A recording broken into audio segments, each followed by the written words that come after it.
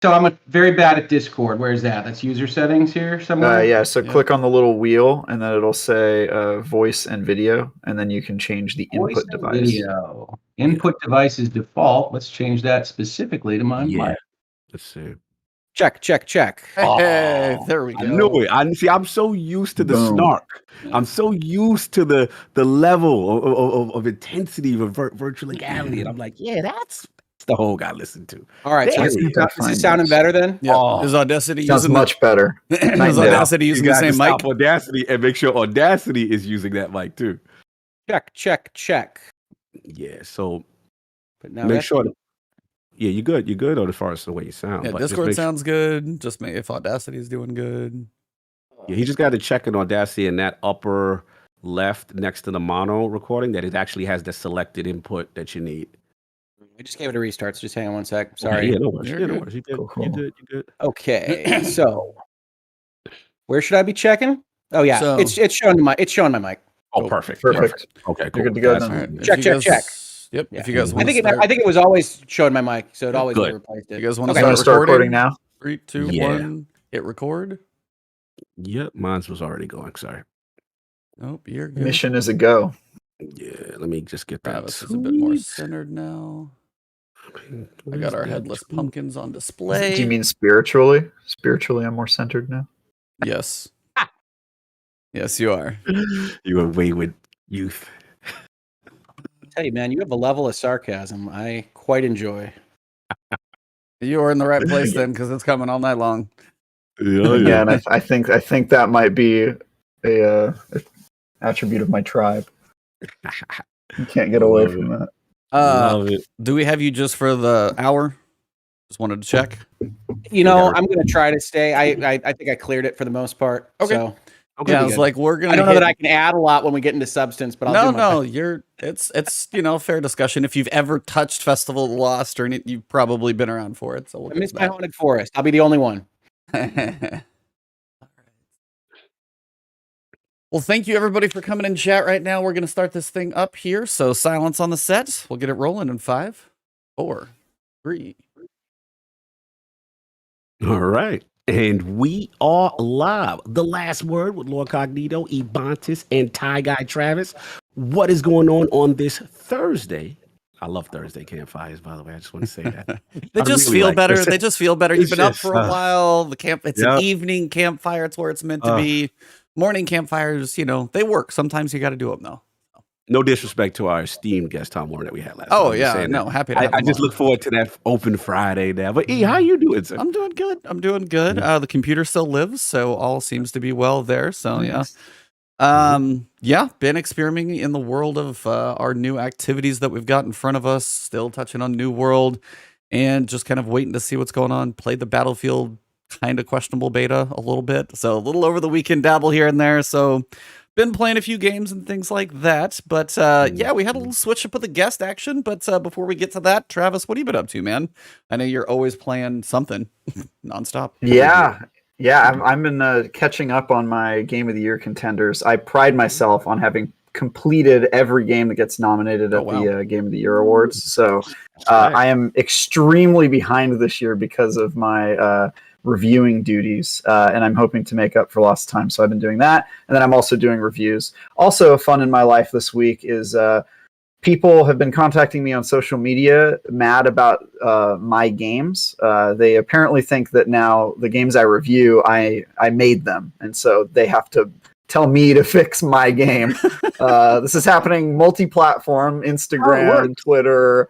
Yeah, people just hitting me up and being like, your game is broken, fix it. And I'm like, you watched my review, otherwise you wouldn't know to find me. So you heard me complaining about the glitches in the game, and then you experienced them and thought, yeah, that guy who was talking about it, he made the game. I really, it puzzles me how they came to that conclusion. That is a brand new one, I gotta say. Yeah. What's It's what pretty new. What's Which on one your of the games list? did you I was gonna say develop what's that on you your have problems with now? what is on your resume? Apparently, I'm pretty well known in the industry because I'm making all types of games. I Am Fish is one of the ones I got. Okay, nice. I reviewed that game, and apparently also was it Dark Alliance? Was it Dungeons with that one too?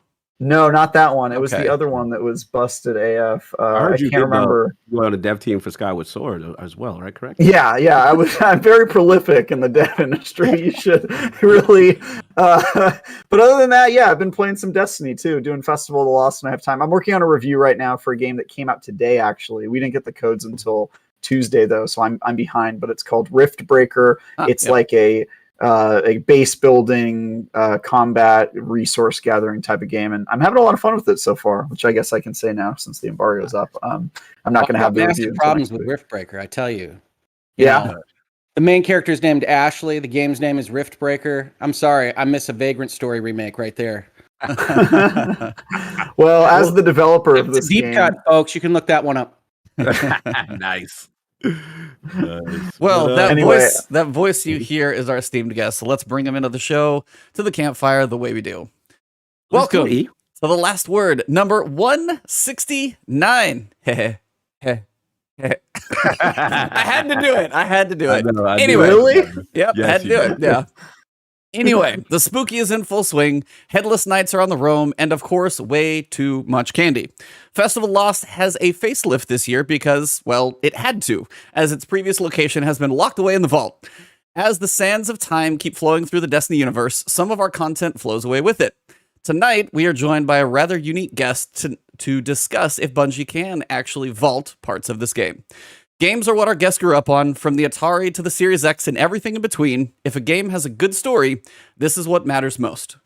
That also seems to carry over to real life. The documents, contracts, financials, and balance sheets of a business are the stories this man usually finds himself deep in when he isn't gaming. His talents in business, economics, and law have taken him all over the world to be parts of teams, deals, and negotiations with some of the biggest players in all of gaming. Yes, even the big three.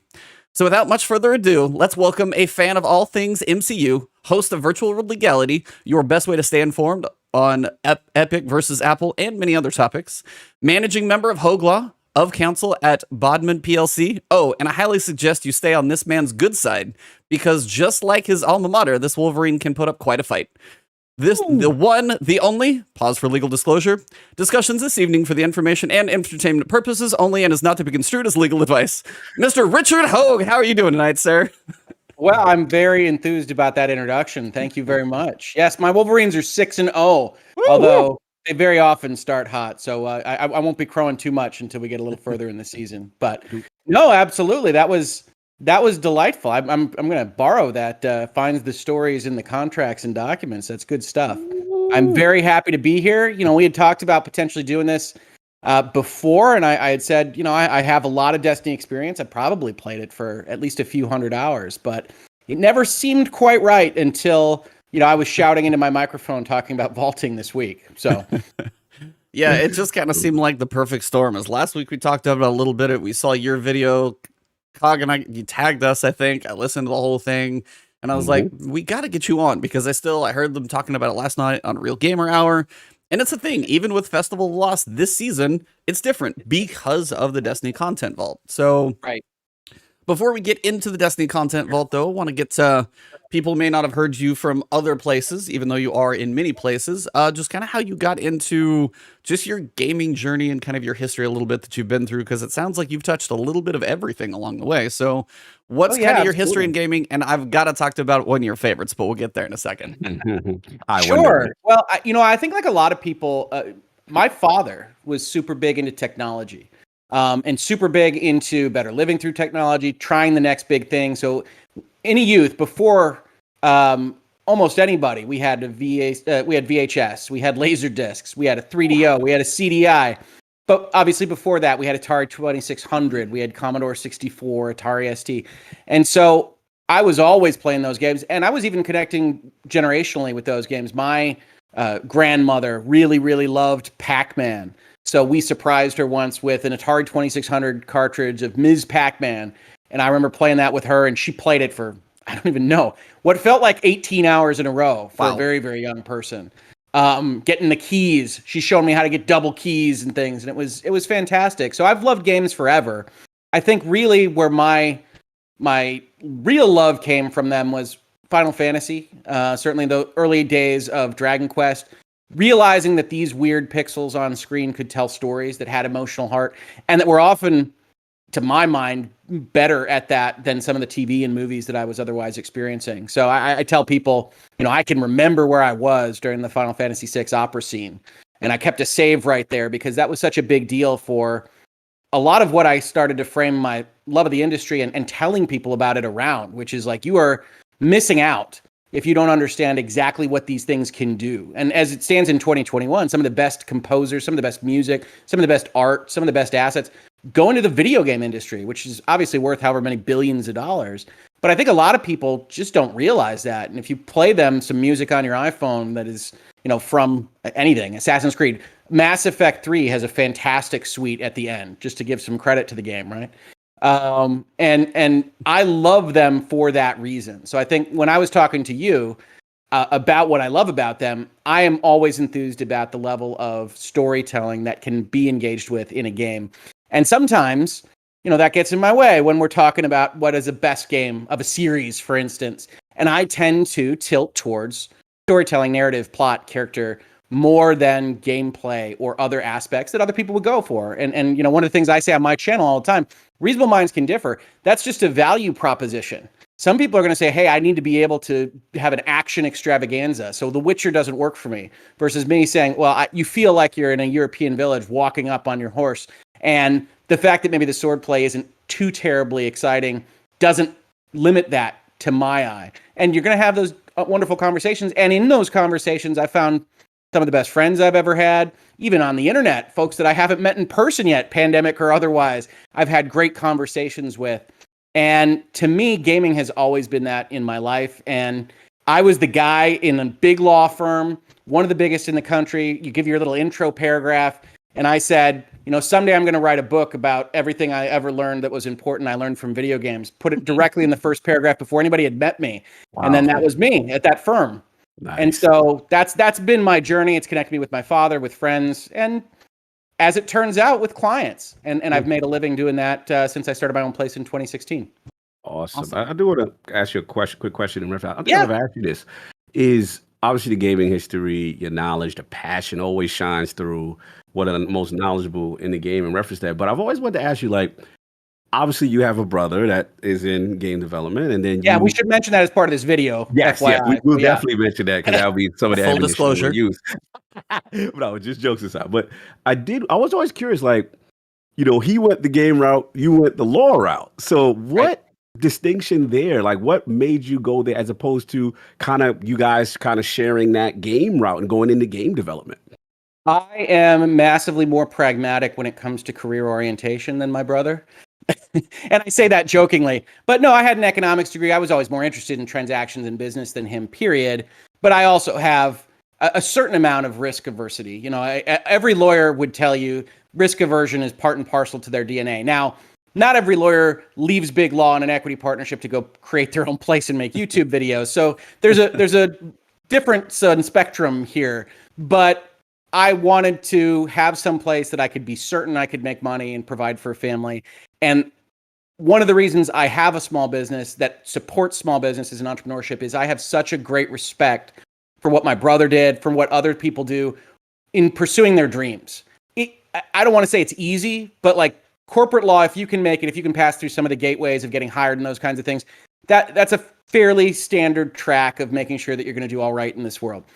Mortgaging your house, eating ramen for 2 years to make an app that you hope will build your dream, going out west to California when we were just, brothers from Michigan, to go work at Insomniac and work at Activision and work at all these other big places. I love that to my very core, but it's not the decision that I could have made. And that's part of the reason I love it. That's part of the reason I support people that can. That's not built into me. I have to have at least a modicum more certainty than the game industry. Yeah, so that's really the separation. But I could not love my brother more for what he does. I could not love everybody that does that kind of thing. I remember he went to a school to learn video game design called the Guildhall, which was at Southern Methodist in Texas. And I got to go to dinner with them. We were going out to see, The Dark Knight. I got to go out to dinner with the 14 people in his cohort. And it was so amazing because there were bankers and financial analysts and all these other people that said, damn it, I want to make a video game. And I'm like, well, I couldn't love these people more. I'm going to support you. I ordered drinks. It was great. And I love that. And I always have. And I think it takes both kinds of person, the pragmatist and the dreamer, to make the world work. And hopefully I'm providing good services to those dreamers and helping making their dreams come true.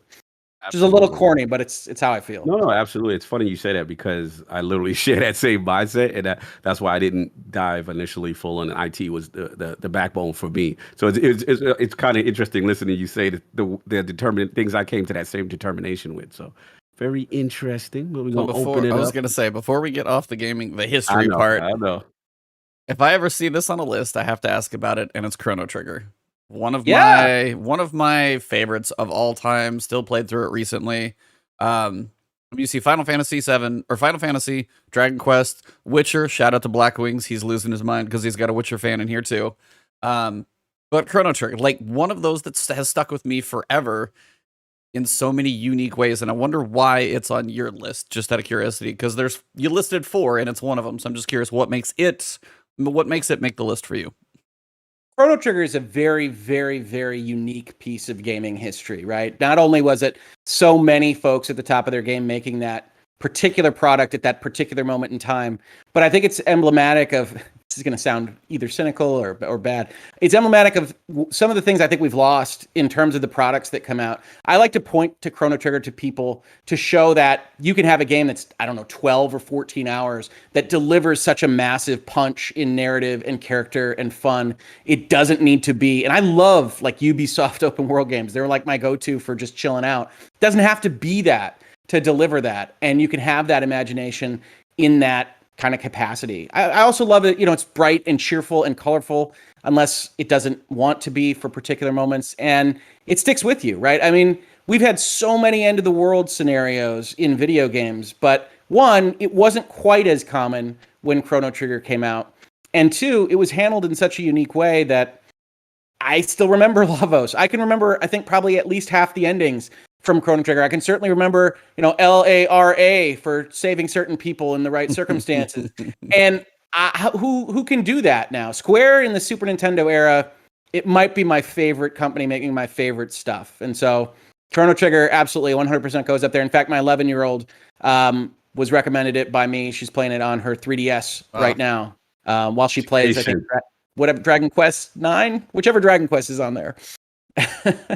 There's so much to that one for me, and even just like, because when they did the Final Fantasy VII remake and you got to see the art style and people actually really enjoyed the playthrough of that, to me, that if they ever can get to Chrono Trigger, and they probably never will, because as you said, it was the culmination of so many different people, studios, collaborations, and I don't think it'll honestly ever happen again. But if they could ever do that as a remake, oh man, I shut everything down. I will. Oh, like Final Fantasy VII style. Oh yeah, I think they could do it. I mean, I think the graphics, you're looking at like Dragon Quest 8. You could do kind of a Chrono Trigger look in. I think it would be fantastic. But no, I love it. And I think the other part that goes with narrative to me, as you could probably tell from some of the references I made, is music is super important to me. And I'll just find myself working on a draft contract and whistling the Millennial Forest just randomly. And that just happens because that's how much that game kind of stuck with me. So absolutely, definitely top 5. I don't know about you guys. My top 5 kind of rotates depending on my mood. No. But like Witcher, Chrono Trigger, Final Fantasy VI is my Final Fantasy. And those types of games. Technically, Star Control 2, which I didn't include, is my favorite game of all time. But maybe someday I'll stream that or something, and then we can introduce the world to that magnum opus. No doubt. Fair enough. Travis, what would you like to know about this man? Well, first I would like to once again state my disagreement with everyone who thinks that The Witcher's combat isn't good. I really don't understand that. I mean, the story is obviously the main reason you're there and being in the world, but like, I love the combat in that game, and every time somebody tells me the combat's not good, I'm like, what are you talking about? We could write an essay. I could write an essay on how The Witcher's combat is exactly what it needs to be, and that if you had something like Bayonetta as the fights in The Witcher, it takes away from the focus of what the balance of the game should be. I actually really like The Witcher as well. What I particularly like, I play. This is not a humble brag or anything. This is just how I play The Witcher on Death March, because I like to have to think, I'm going to figure out what this monster is and sit in the forest and code everything and take my right potions and make sure my toxicity is right. I like the preparation. It's almost Death Stranding of The Witcher, Yes. which is like, all right, we're going to figure out what this is. And then hitting the A button is almost secondary to I did everything right and I was ready to take on this ghoul or whatever. It's fair. And I love that. That's my and favorite. if you read the books, that's like what The Witcher does too. Like it's all preparation and doing rituals, and that's why they added that meditation mechanic to the game. Like I mean, obviously that's my favorite game of all time, Witcher 3. So like I will defend it, but I just have never understood the negativity toward its combat because I've always thought it was kind of perfect. I really think it's because it's not Devil May Cry, and I think if you really think about it, that would take away from the actual experience of Witcher. Yeah, I do not want to think of a hack and slash, like full on hack and slash Devil May Cry Witcher. That sounds awful. So you went over your history with the game. Why don't we jump into Destiny a little bit and tell us about your history with Destiny? Obviously, you this game hits a little close to home with you. Your kind of relationship with it right now, because we're going to talk about the vault as it stands this year. So my brother works at a subsidiary of Activision called High Moon Studios. And while Activision and Bungie were working together, occasionally they would bring in one of the subsidiary studios to really support the game. And I can say all of this. This is all public. And Tom never shares with me anything that's non-public if anybody's listening. But High Moon Studios was and if they're not listening, but I really try not to ask him. I try not to put people in that situation. But High Moon Studios was tasked with helping do Forsaken, the first major expansion for Destiny 2. And you can read articles about this. In fact, I did when I was doing the video on the Vault, I pulled out an Edge article from 2018 that was talking about High Moon Studios really taking the lead on this project. So as a full disclaimer, my brother very definitely worked extensively on Forsaken, which was announced as getting vaulted on October 7th. And specifically, he worked very extensively on the Scorn. So people can take that as they will. I'm going to say some things about how I feel about the vaulting. And I do have that family relationship, absolutely. Outside of that, I'm happy to talk about Destiny. I've been a Bungie fan forever. My first introduction to Bungie was Marathon. Love that game. Yeah, I would love to see more underrated. Well, that's narrative, right? Bungie was already at the time messing with AIs, going crazy with the limited set of tools that they had, which were essentially 2D Wolfenstein type environments where you'd occasionally come upon a computer that would tell you the coolest little sci-fi short story that you could imagine. And so Marathon was one of my favorites. That kind of goes into, I think the next thing I played from them was Myth, which was a very cool real-time strategy type game. And then that leads, of course, into Halo and a brief sojourn to Oni, and then Destiny. So they announced Destiny, and my recollection is it's a little while from an announcement to when you get to play it, and then I got to play the alpha, and I was really enthused about what it was because it was so weird.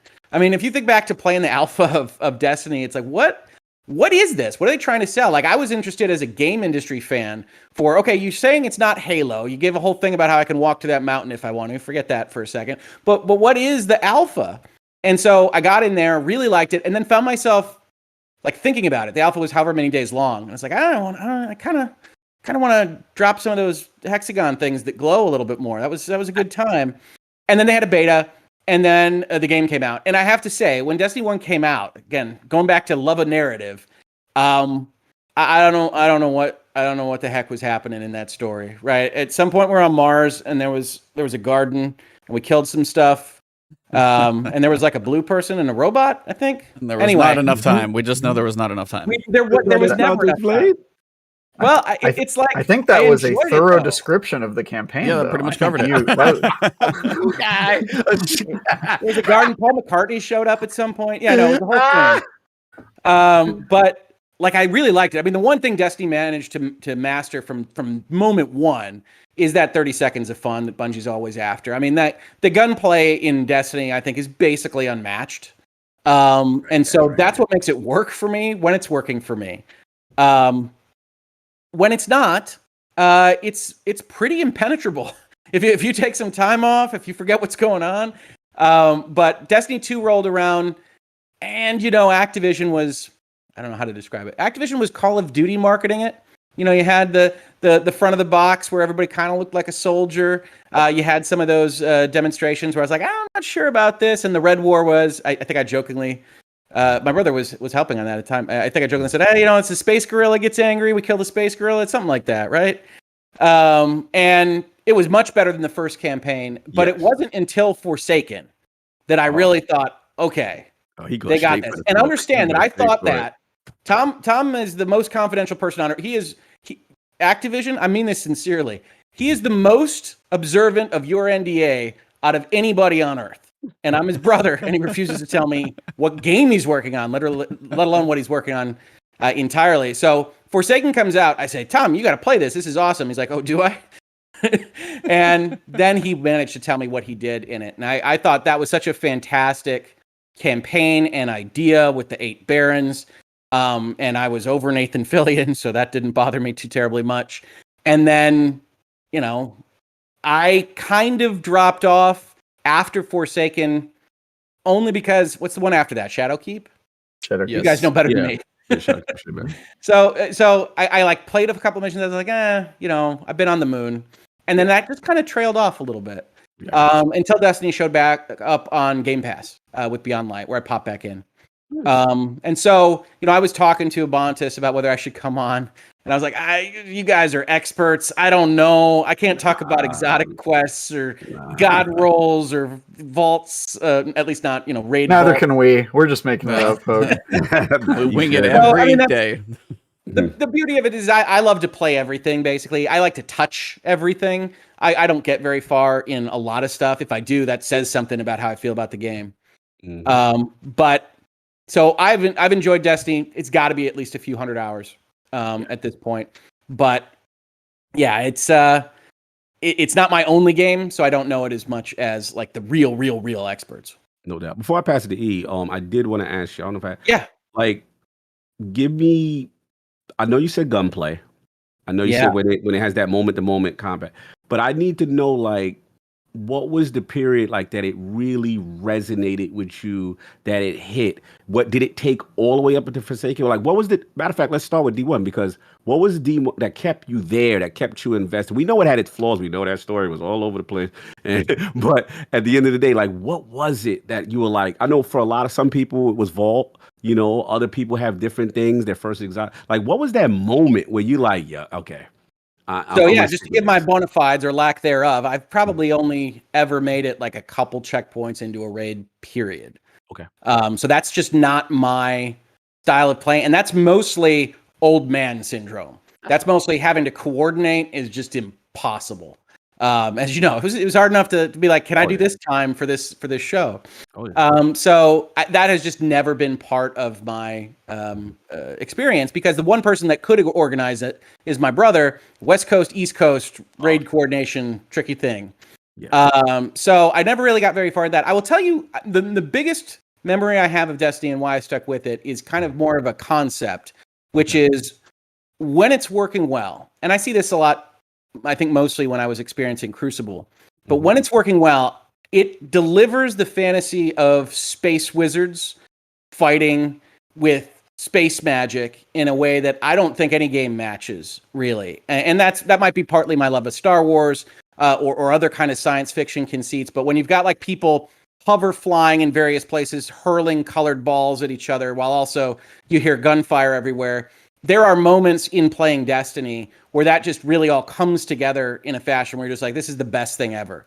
And, I'm not quite as conditioned for some of the bar filling exercises and kind of the loop arounds. I tend to bounce off them a little bit more. But that moment, obviously you start the game, popping Fallen's heads off. That's just the perfect animation and gunplay that just works really, really well. And then I actually quite enjoyed Crucible. I'm no PvP master. And my brother's game Call of Duty, I'm the literal worst at. So Destiny is a little bit better. I joke with him and it's hey, this one I'm not awful at. Whether that's time to kill or just too many buttons, it's hey, it's not as bad as Call of Duty. So that's always nice. Isn't that the way with multiplayer? It's hey, I'm not terrible at Destiny. Yep. That'll keep me here a little bit more. Yep. For all I know, it was all bots. I don't know. But but yeah, that's the magic to me is floating down, hurling a grenade, doing a different thing over this direction, getting 2 kills. And that's what I remember. It certainly wasn't the narrative as much as I wanted it to be. I'm an explorer type gamer, so I did enjoy kind of going through the environments and figuring out patrols, especially in Destiny 1, where you didn't have a map and like trying to just kind of coordinate where you are and where you haven't been. That was kind of interesting as kind of a cartographer. But that's really, really what I remember is that kind of, it can do Space Wizards in a magical way if it all hits exactly right. No, I think you said it pretty well, because it is that moment where, as you said, things are just kind of all firing on all cylinders. You're in just that literal zone where you cast Nova Bomb or you have a bubble and you've got enemies coming over here and you've got a couple teammates, and as it does kind of feel like you're in the middle of a science fiction movie that you probably watched, whether it was Star Wars or whatever it was. It feels like you're in something that you never thought you would be. And if you kind of, those moments click every so often where you're like, damn, this is kind of awesome. That's very well phrased. I like that, because as you said, the loops sometimes, like the grinds in this game, can just really get to you at a point. And like Travis is over here just like shaking his head about as hard as possible. And those, believe me, I sat there and worked my brain. I kind of had a lot of deaths to do a Legend Shattered Throne, and I got done. I'm like, again, why am I doing? So you have those questions on the other side as well, and you're going, but it's the moments, as you said, it works, that somehow just like kind of keeps poking you to be like, hey, come back. This is still fun.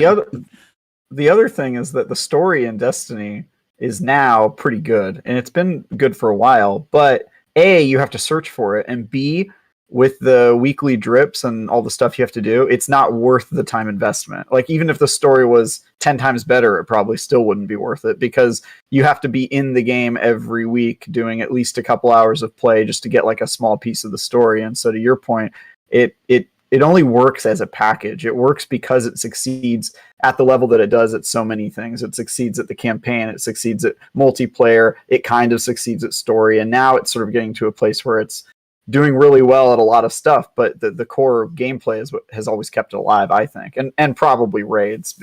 I know that's not your bag, but that's like I think a lot of people like people play. Yeah, people love the raids. Yeah. Absolutely. Yeah. It's not PvP though. It certainly isn't. It's keeping people in the game. Don't you start.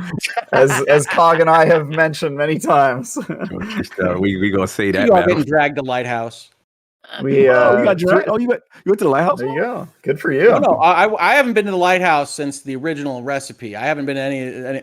I was kind of figuring it out, because the Lighthouse now is in Mercury, right? So they just pulled it. It's a simulation. Like, forget that Mercury is, it's a simulation. I was going to ask the question. I was like, wait, isn't Mercury in like the darkness, or I can't remember what the excuse was. It's in the dark vault of the darkness content vault. Well, that's about as good as we can get for a segue there, so we may as well just take it. And this is why you had a 36-minute video over this discussion. Last week we talked about it a little bit. I mean, honestly, you could have gone on much longer, because there's opinions to have on definitely a lot of different topics on this, and it's the Destiny Content Vault. Literally, Festival of the Lost this week, our new activity had to change. Theoretically had to change. I'm still not entirely sure if it did. But supposedly it changed because, obviously, previously we were wandering around the Haunted Forest, which was on Mercury, and that got chunked in the vault along with about 4 other planets. And then recently we got news as to what else is going. And what's going in there is all that stuff that your beloved sibling worked his butt off on that got you back in. And now you're like, now this is going away. It's going to the vault. New players can't experience it. And I really enjoyed how you broke down even the end user license agreement and everything. So I don't steal your thunder. Oh, I know. That was your whole like breaking it down. Can you actually do it? So I wanted to get your kind of take on it, and as much details you'd like to go into as to, basically, is this something they're allowed to do? Not in, a brief summary. You don't have to rehash everything you said, but, kind of bring some people up to speed as to what you were talking about on your side. Absolutely. So, this breaks on like October 7th. And I'm doing what I'm doing. I'm on social media. And the great part of having some kind of presence is that I'm the game law guy. So people start pinging me and DMing me all over the place. Can they do this? It's like, well, they did it last year. If a giant corporation does a thing, you can at least assume it was vetted. They might be being dumb, but you can at least assume somebody looked at it. But I said, yeah, it'll be a good video, especially when I found out it was Forsaken. Because, one of the weird experiences that I've had is I am perpetually onboarding things in MMOs. I always like to try the new user experience. I'm starting over again because I do like that narrative and I forget what's happening and which space gorilla is angry at the other space gorilla and whatever it might be. So I was onboarding a new character and experiencing, what is it, New Light, I think they call that kind of early tutorial space. And I got to the end of it, and there's just this gaping maw between where you are in terms of power level and like where they say you should be for whatever they're doing right now. And I'm like, well, what should I do? And basically it looks like, well, go do one of our old things that we pretend is a memory and go do that. And I'm like, oh, I'll do Forsaken. I love Forsaken. And this was like 3 weeks ago. And I'm playing through Forsaken. I was like, oh yeah, this is the best. Look at these CGI. Oh, this is great. And then like 3 weeks later, oh yeah, we're totally getting rid of that. It's like, okay. So I did want to talk about it because people were asking, and I really do think Forsaken is great. It's a part of the story. And I do feel like there's a fracturing in terms of without the Red War and without everything else that I kind of knew and remembered going through. There's like this weird, here you are, here's the universe, and here's 6 boxes, and here are these things. I think onboarding is very, very tricky for them right now. So I think getting rid of, in my opinion, their best campaign, at least their best kind of consolidated campaign, is a rough thing. And then the corporate lawyer in me, kicks in. And certainly one of the things we do in Virtual Legality on my channel is often answer a kind of, can they do that? I should make it a sub-series. Can they do that? The answer is almost always yes. I like that. Can they do that? But yeah, can they do that with Rick? The answer is yes. Usually. So I wanted to go through the end user license agreement. I want to talk about the situation. I wanted to point out that Bungie is currently on their store selling Forsaken for $25 and have this kind of conversation. And so, yeah, I went into the terms of use. You can check out that Virtual Legality episode if you're interested. You'll notice the big vault of glass in the thumbnail. Yep. And I went through and I looked at the definitions and I found, which I got on my screen right now, and I'll just read it. Quote unquote live content, capital L, capital C, consists of content provided to program users in connection with the use of the program. Lawyers, right? Good sentence. God. And so the traditional way of thinking about live content and the way that they reference it throughout the rest of their license agreement is the concepts that you're used to thinking about. Seasonal content, activities, things we're going to move in and out. It's live. Instead, what they have said with that sentence, and we'll talk about it in the parenthetical that they included and I skipped, is everything in the game is live content. Destiny is live content. And then the later sentence, of course, is live content may be altered, removed, deleted, or discontinued by Bungie at any time, even if you've not used it, or otherwise engage with it prior to alteration, removal, deletion, or discontinuation. So, lawyers at Bungie headquarters said, the whole game's live content, and we can do whatever we want with it at any time. Now, chances are this language changed a little bit over the course of a couple of years. That's how these things work. We can really only look at the current one. You probably bought Destiny or Forsaken at a year prior to this, but suffice it to say, what they have said is everything can go. And in that parenthetical that I skipped, that includes unlockable content, gear, live events, activities, destinations, your planets, account stats, virtual assets, virtual currencies, which I did flag in my video. I was like, you could do what now with the currencies? Codes and achievements. And then the only place that they remotely made a mistake is when they talk about the live content being removed in the parenthetical there, they say, for example, upon termination of the agreement or cessation of online support for the program. In that parenthetical, the context is, yeah, if we eject you because you're cheating or using bad words, whatever else you're doing, or if we turn off the whole thing, of course, that's allowed. We can always turn off our game, right? We know that. We've been living now for a decade or more with the announcement that Sony's turning off whatever game you forgot that you had played 6 years ago. Yep. That's not unusual. What's more unusual is the concept of we can start lopping off season 1 and season 2 and season 3. And from a legal perspective, it's pretty clear that the language says that they can. Now, in my video, I go into a little deeper because people really want to know if they can fight it at all about good faith and fair dealing, which is a generalized kind of equitable argument that says you have to have the benefit of the bargain that you think you're getting. And so they can't just do really weird stuff. And the example I like to use is, Bungie has those sentences. They couldn't lop off all the content and replace it with an accounting calculator and get away with it. That's the kind of thing where the court will say, all right, that's not what anybody expected. I don't care what the words say. Yep. But when you talk about we're going to get rid of Mars, we're going to get rid of Mercury, we're going to get rid of Leviathan, we're going to get rid of Forsaken, you might have a better argument. Now, Forsaken's unusual insofar as Destiny 2 had all this other stuff that they got rid of, but that was the whole package and stuff was getting added onto it and grafted onto it.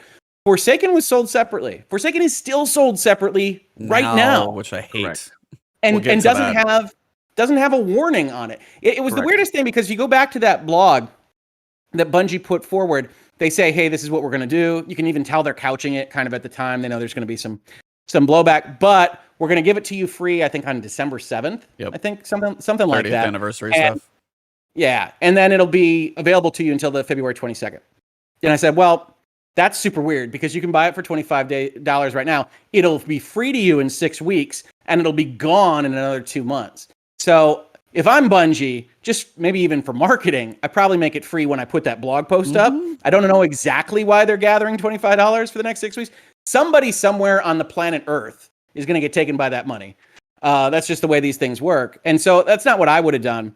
And I don't like this model at all. I mean, we can talk about the practicalities separate from the legalities at some point. But for the people asking about the law, for the most part, this software license agreement is very, very, very built towards Bungie. Not that unusual, Yep.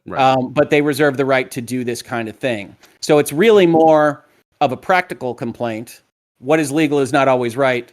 What is right is not always legal. And the corollary, of course, illegal and wrong. I don't love what they're doing here for any number of reasons. But as far as the license itself goes, yeah, their counsel looked at this when they wrote it and when they did this. Yep. I wanted to ask you a quick question in reference. Yeah. In reference to, obviously, I know your frustration with the model, the Destiny content vault. Totally understand where you're coming from. My question is, is this a precedent? Has there been another, I know it's not a lot of MMOs, but has there been another MMO that has done similar? I know Travis is shaking his head because I think you alluded to last word, that there was. So Travis, can you enlighten me? Because I don't play a lot of other MMOs, so I'm very curious. Yeah, so hit Travis, me with a game. Yeah, absolutely. Yeah. So I did watch your video from beginning to end, Hoeg, and I think the part that I disagree with you on is the classification and comparison of Destiny to other MMOs.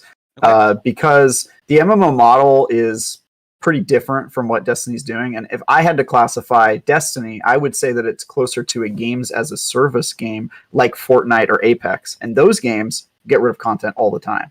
The model is a little bit different. The Fortnite was a paid game at first, and now it's kind of gone free to play. But it's extremely common, and I would say it's even just part of like the industry changing and the way that the model is, that like if you're not there when the Fortnite world explodes at the end of the season, you don't get that content, right? You miss that event. And Destiny has actually done those sorts of live events where you have to be logged on that hour or you're going to miss it. And they do the season pass model. They do seasonal content that's gone as soon as the week's over. You can't play that content anymore, that sort of thing. And I think that model is a little bit different from MMOs. And if you're comparing it to a games as a service, this is extremely common. Content gets added and removed all the time. The model there go ahead. Is distinguished by the business, right? So Fortnite never sold you the Comet Hits the Fortnite Island campaign and then is taking it away, right? Yeah. So I totally am okay with the seasonality concept. In fact, when I was going to look at the definition of live content, I assumed that Bungie would call it that kind of thing, seasonality, passes, whatever. I do get that. And certainly there's a difference between kind of a free-to-play approach and a paid approach. But most specifically with Forsaken, even over the baseline game, that's where I think it's kind of the most highlighted and emboldened, which is like the Forsaken box is not the Forsaken box when this is done. Correct. Yeah. And so that's a part where, and we talked about this last week, where I think Destiny's business model hasn't evolved with their game.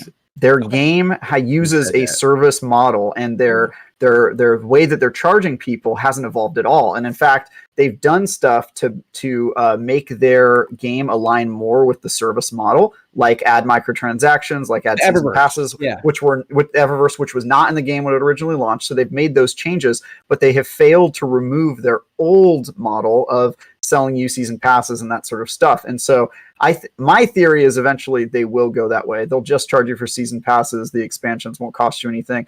But at some point, if they're if they're getting rid of the old expansions to make way for this new model, that's obviously going to create some friction. And I totally agree with what you said in the video that like you got to be on the consumer side on this. And in this case, the consumer is sort of getting they're getting a raw deal, and it doesn't feel like when you bought Forsaken, you didn't know this was going to happen in the same way that you might know now if you bought a season pass that it wouldn't go away, or that it would go away. So I think it's really interesting, but I think it has more to do with our industry evolving and the way that games are made and the way content is given versus the old way of like monetization. And Destiny is super ahead on one side and way behind on the other, and they just have to make their model align with the game that they've now created. I think that's like the biggest thing.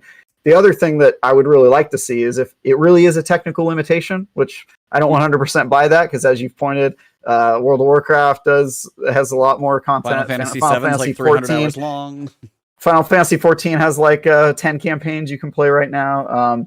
I think if it is a technical limitation, they need to give players access to the vault. Fine, take it out of the game, put it in a vault, but let me access the vault through a separate app where I can just play the campaign there, and that way it doesn't affect the player base or the download sides or that. And other games do that, by the way. Like there's you play like Crackdown, even the Halo Infinite, it's going to have two separate apps that they're selling you one separate from the other.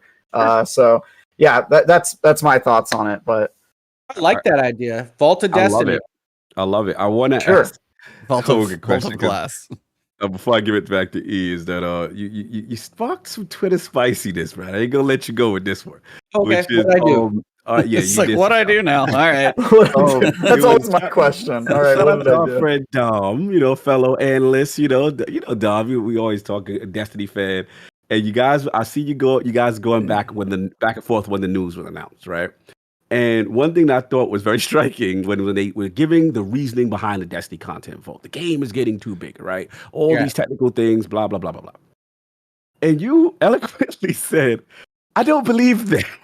I did. A single sentence. I don't believe them. Yeah, that's true. So again, I'm not gonna act like I'm a developer here. I'm not gonna try to defend, Bungie with stuff I don't really know either, right? But I gotta get you on this. Like, why do you feel strongly that maybe they are not being forthright with the technical aspects of this reasoning for the Destiny content vault? Yeah, and I don't believe them either, by the way. So I'm with Hoeg on this one. Well, I mean, and if you go down further in that thread, it's a little bit more nuanced. I like to sometimes be a little. I like to punch the argument in the mouth a little bit, just so that make sure you're listening. Really, on the internet? Is that? Yeah, I know. Who can believe it? But yeah, when I say I don't believe them, I think it's more along the lines of I don't believe that there is no avenue with which they could be either correcting their platform, building something on the back end, or solving this for the consumers without lopping off stuff that they have bought. And, you constantly hear you can't just throw money at it. You can't just throw people at it. That's all fine. And I understand how maybe their platform is broken. But what about that spaghetti code of Tiger Engine? What about that? And I think part of the thread that I said as well in there is, here's the deal, Bungie. Whatever your issues might be, whether or not I believe them, at a fundamental level, it's not my problem. Yep. You sold me a product. If it doesn't work, I'm very sympathetic to your excuses. What you do is hard. Gaming is hard. Software engineering is hard. I don't have a problem with that. But you ask me to kind of give your excuses, evangelize them to others. No, I'm sorry. I'm not going to do that. Figure it out. And I want to play Forsaken, and you're not going to let me do that. And that's, we're going to have words that your model is fundamentally taking advantage of, at bare minimum, the people 3 years ago. If you want to say, Travis, and I kind of agree with this. Okay, well, you're on notice now, Rick. I would say, yep.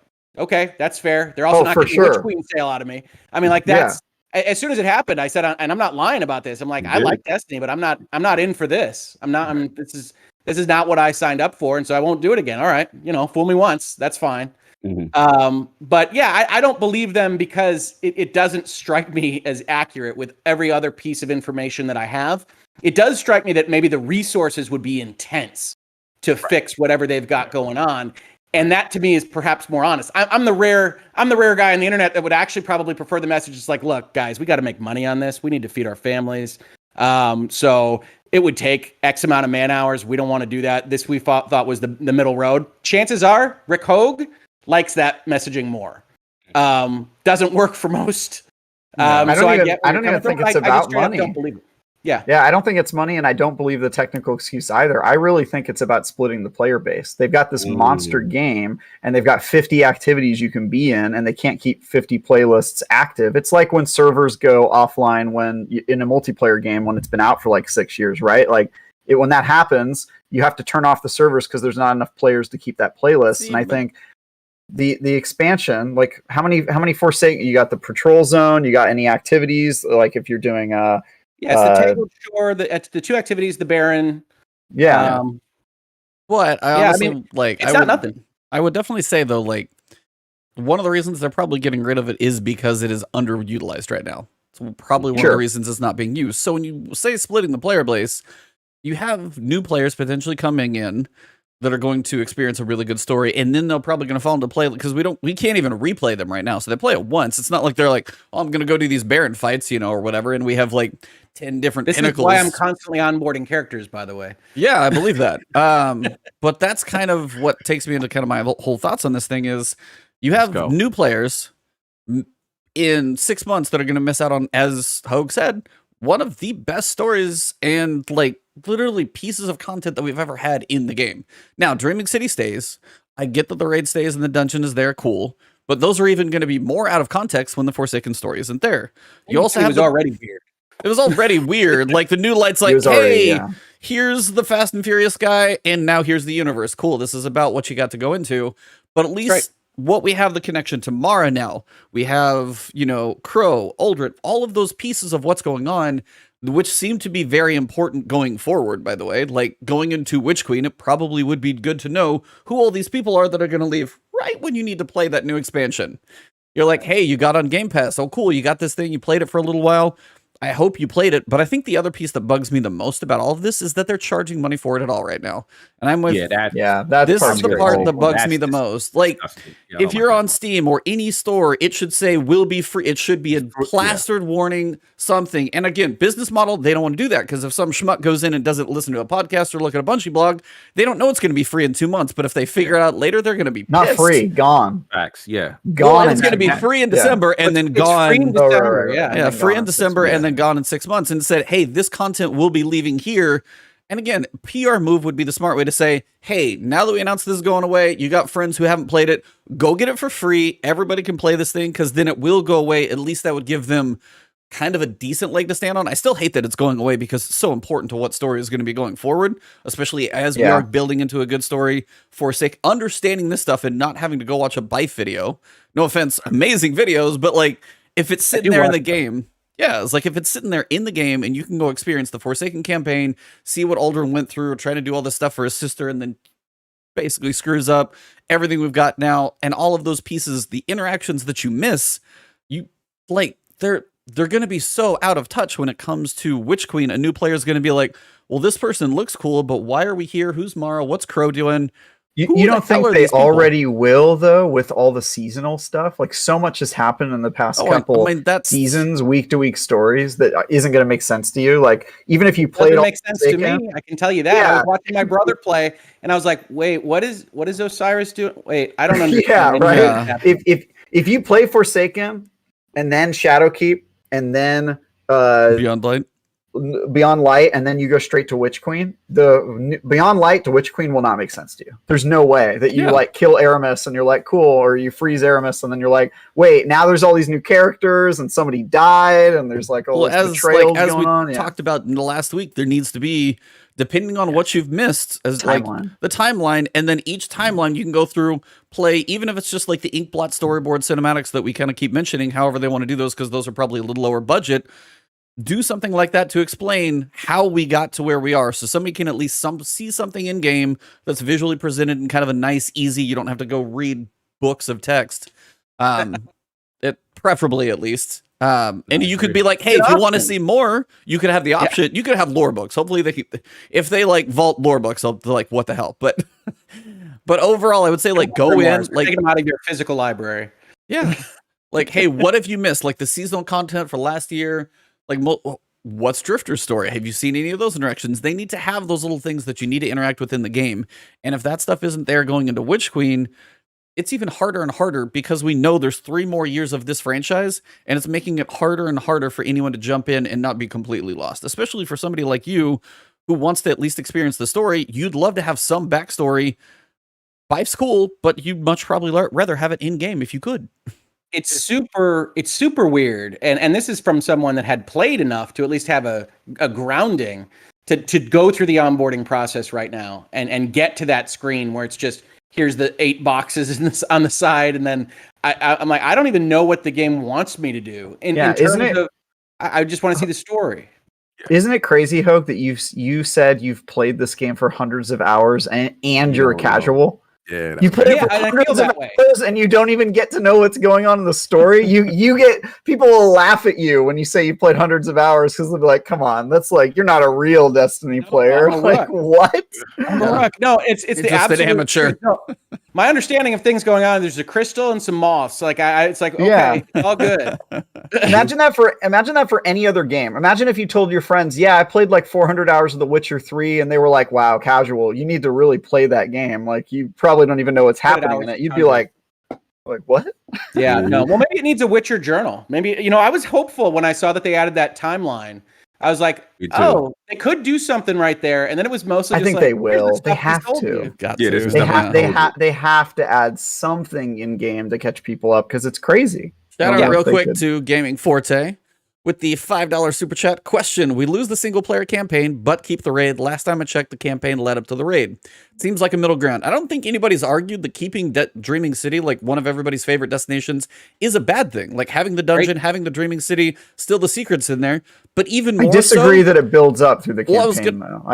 I mean, you go from the Tangled Shore to the Dreaming City. You actually enter the destination through it. Yeah. I mean, you go to it, but the raid is about like you fighting a dragon, and it has kind of nothing to do with it. That's still Savathun, who was actually causing, that's the whole thing that caused Crow or Aldrin, I should say, to kind of do what he did. Anyway, but the idea is like now what you're saying, Forte, I was going to say, you lose the single campaign. You lose the connection to this raid. The raid now is even more out of context. Kind of the way the Leviathan was like, unless you did the one, what were they called? Like the one little side mission that basically ever mentioned Callus. We all went to the raid. We're like, hey, here's this big giant gold ship. Oh, yeah, what the hell is this? Patrol. It was a patrol. A patrol. Yeah, whatever it was. And it was, and we're all going, oh, no, it was an adventure. That's what it was. Adventure. Yes. Oh, yeah. That's. Oh, my God. I forgot adventures were in the game. Yeah, see? Crazy. But I was like, unless you knew that, like, you go to Callus and you're going, okay, I have no idea why we're here. It's cool and shiny. But again, same thing's going to happen. Last Wish. Very cool raid. Fun mechanics. One of the coolest examples to actually go through for a Destiny raid. If you actually get through it, it's a hell of an experience. But again, why are we here? I don't know if you're a new player. And that's the hard part. I wanted to, again, have some fun with Hoeg and start trouble. What I was gonna say is about let's put ourselves in the mindset. Let's get our corporate cog on for a little bit. Let's put ourselves in the mindset of Bungie. So, all right, Bungie, financial hats. Here we go. But some of the Cowboys accuse me of this, so I think it's funny. So I might as well just play into this. But what I was gonna say is like, what do you say? You actually mentioned one of my thought process of why I think they're doing this, right? In your video. What if part of this, because like I said, you eloquently say Tangled Shore, High Moon Studios helped on that, right? Yeah. What if part of this is we are suddenly, slowly disconnecting all Activision assisted content? One, right? Two, what about they say, okay, from a cohesion point, because in fairness, if a new player comes into the game, right? We all know the onboarding is terrible. Let's just call it what it is. It's not good. You don't know really what's going on. But one of the more egregious things, in my opinion, is obviously the progression of the Crow character from Aldrin to Crow. But then if you're playing and you go into the Tangled Shore Spider is and you see him there when he should be in the helm. So there's that disconnect. Okay, why is some people mentioning him here? And then when I play Tangled Shore, he's this character, but then over here, he's somewhere else. So from a narrative cohesion standpoint, that's another reason. Then the third reason, like I think what Travis was saying, which was like, okay, let's just say because we know Bungie are very analytic driven, right? They're very data driven. So what if they're like, look, we're looking at all the destinations, which I don't know how Nessus survives this, but Tangle Shore is by far the least populated zone in our metrics, right? And they come together and say all this Except stuff. Spider. And, Spider has this little like beep, beep. right. He's the broker today. You go there. Okay, what's the exchange rate on the shard? Currency Yeah, exchange on the Japanese yeah. market. It's early. It's 2 a.m. Okay. Exactly. He's that voice actor from Gears of War. Mark, he's amazing. But so what if they look at those three things and say, these are really the reasons why Activision, player count, narrative thing. With those three things, does Hoeg still hold that stance? Like, yo, I don't care. Absolutely, Cog.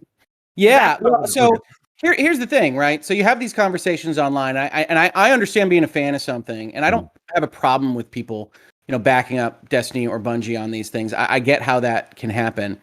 If you're in the let's say you are in the 98%, and they say there's 2% of people that enjoy the Tangled Shore, we're not going to worry about you. I think that's fine from an analytical perspective. If that is in fact the case, I am not in the 98%. So I can only speak from my experience. Fair. And I say, okay, that's fine. Then you don't care about me. That's okay. I don't care about you. I mean, it isn't an emotional response there. It's, I disagree with this model. These are the kinds of things I like. I like your campaign content. That should never go away. I like the vault idea in terms of letting me play it separately. In terms of the narrative, they have the smallest bits of lines around their UI and their menu suggesting that when you go and play Forsaken, it's a memory. I can't remember what it is. It's like a the dream Legends sequence or of the something. universe. Yeah, like you could it's simulation like even. Like you could do something like it that. It might say simulate. I remember like clicking through it, being like, it's this is old. I was like, that's fine.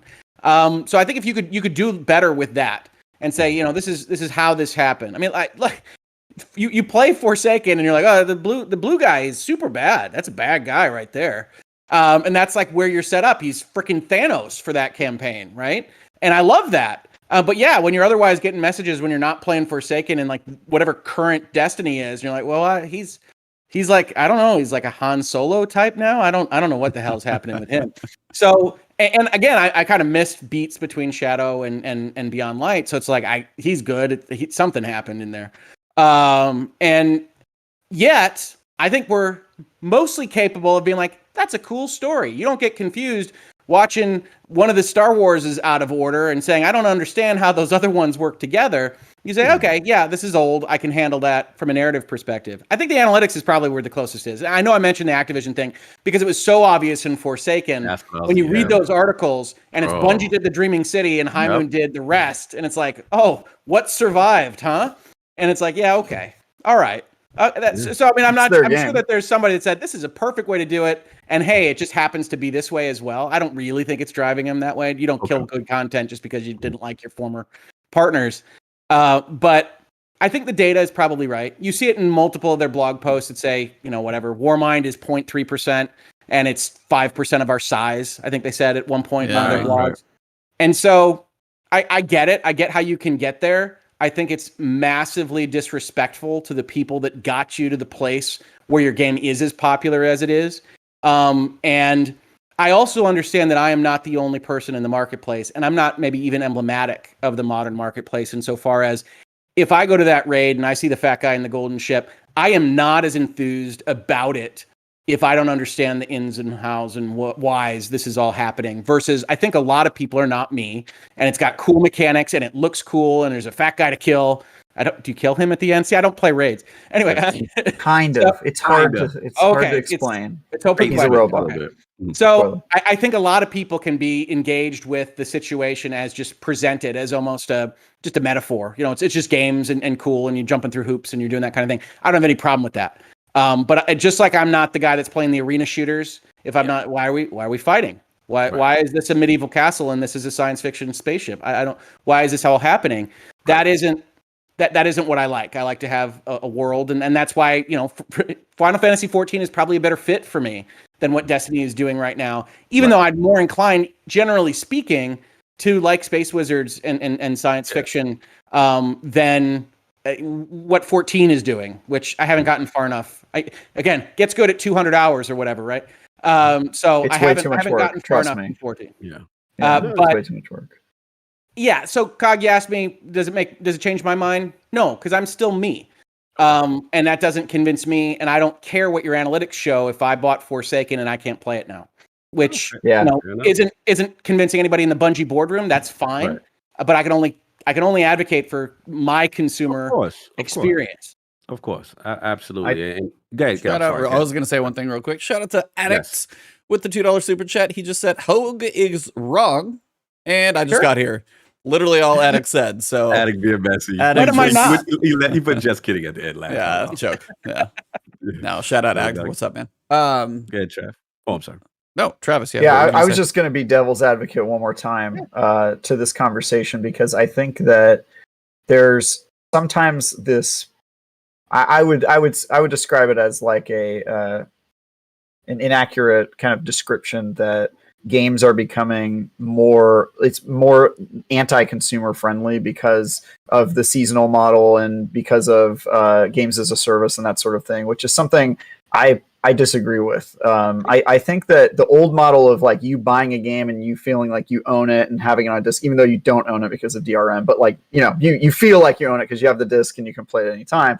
That model, it had some good things about it, like your ability to resell it or your ability to, have it and put it in your tray anytime you want. But it also had a lot of things that weren't good for the consumer, like the fact that the cost was pretty high. The barrier of entry was high. The cost is much lower in the games of service era with stuff like Game Pass. If Destiny continues to be on Game Pass in the future, the expansions go away as kind of a barrier of entry, and then you're just playing things over the time.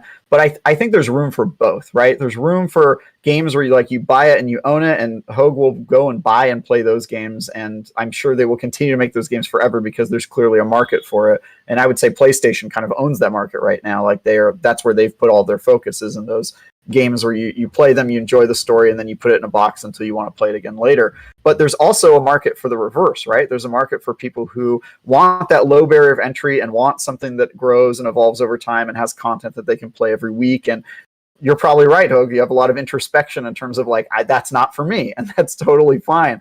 I think there's room for both, but I think the idea that like one model is bad or predatorial is just inaccurate, and that sometimes comes up in this conversation. The caveat here is that I do agree most people bought Forsaken thinking that they'd be able to play it forever, right? And that I would say going forward, nobody thinks that. And I think the way that Bungie describes in their terms of user agreement, they describe everything as live content. I actually agree. I think that that's true. Like nobody plays Destiny and thinks like, oh, well, it's going to be like this forever because your favorite gun can get nerfed or they can take it out of the game. They've done that before, or make it so that you basically can't play it.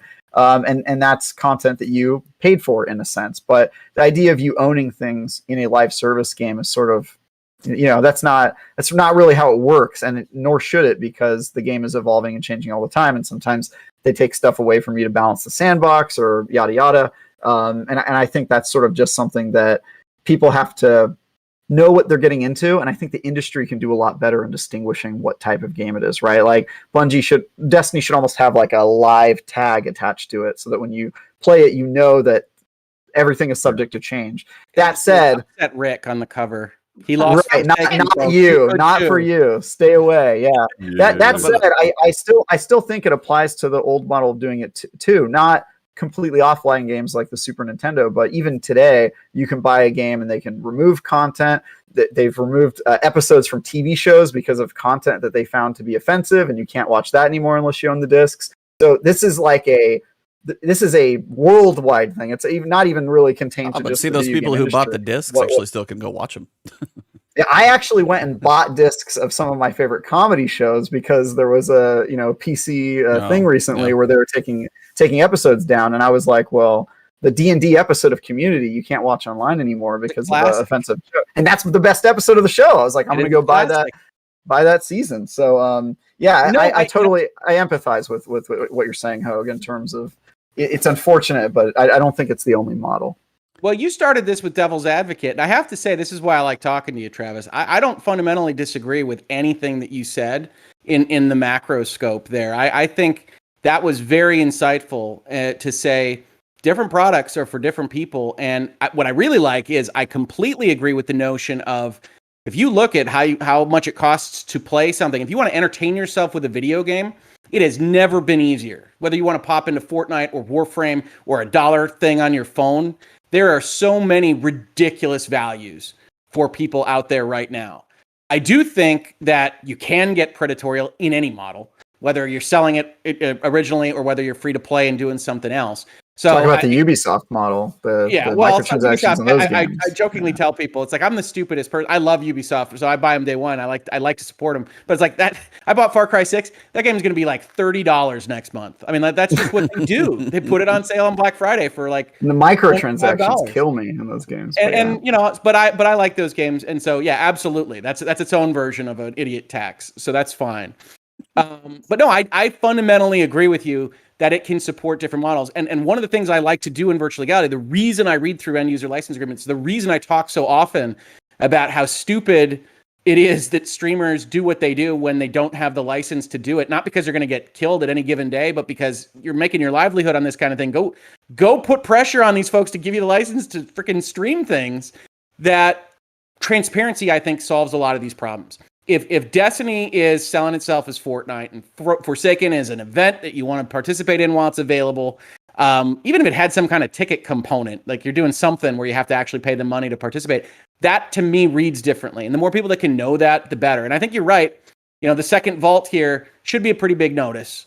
Bungie's being stupid about selling things for an extra month. I don't know why. But yeah, that's ridiculous. We all agree. But in terms of notice, transparency is always what I'm about. I had somebody come into my comments the other day, and I think it was talking about the vault concept. I said, well, I thought you were for contracts.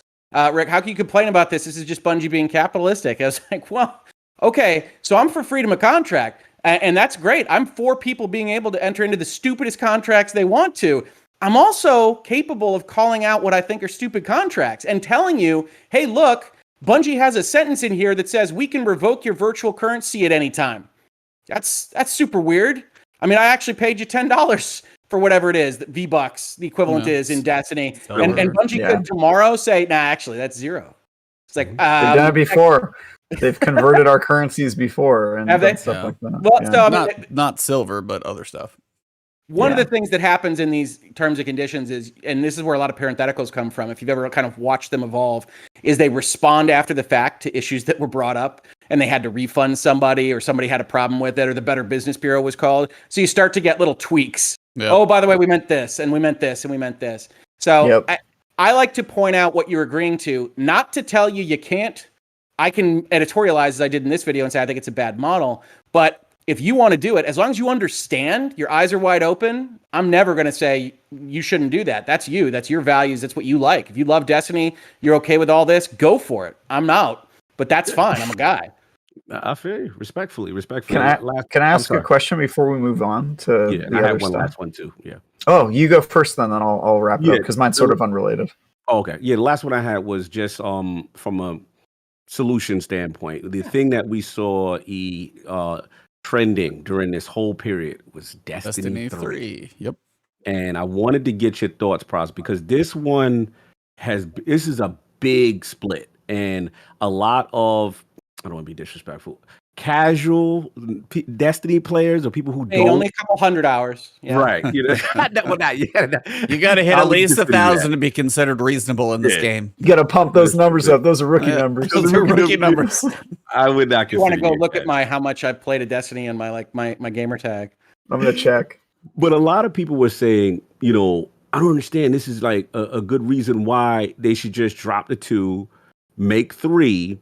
And then alleviate the issues. But then the flip side, people were saying, well, you're still back at the same thing. You're still going to, back where you started and content has to be built again. So like, where are you at with that? Because clearly they've made a decision once to split from Activision, which was surprising to me and E and Travis, which was like, we're going to stay here in this world. We're staying, we're iterating. You know what I mean? Here's, by the way, Lightfall, Final Shape, and all these other expansion names that we're hearing that this thing is going to continue to go on. So, like, where are you at with the Destiny 3 divide in the community?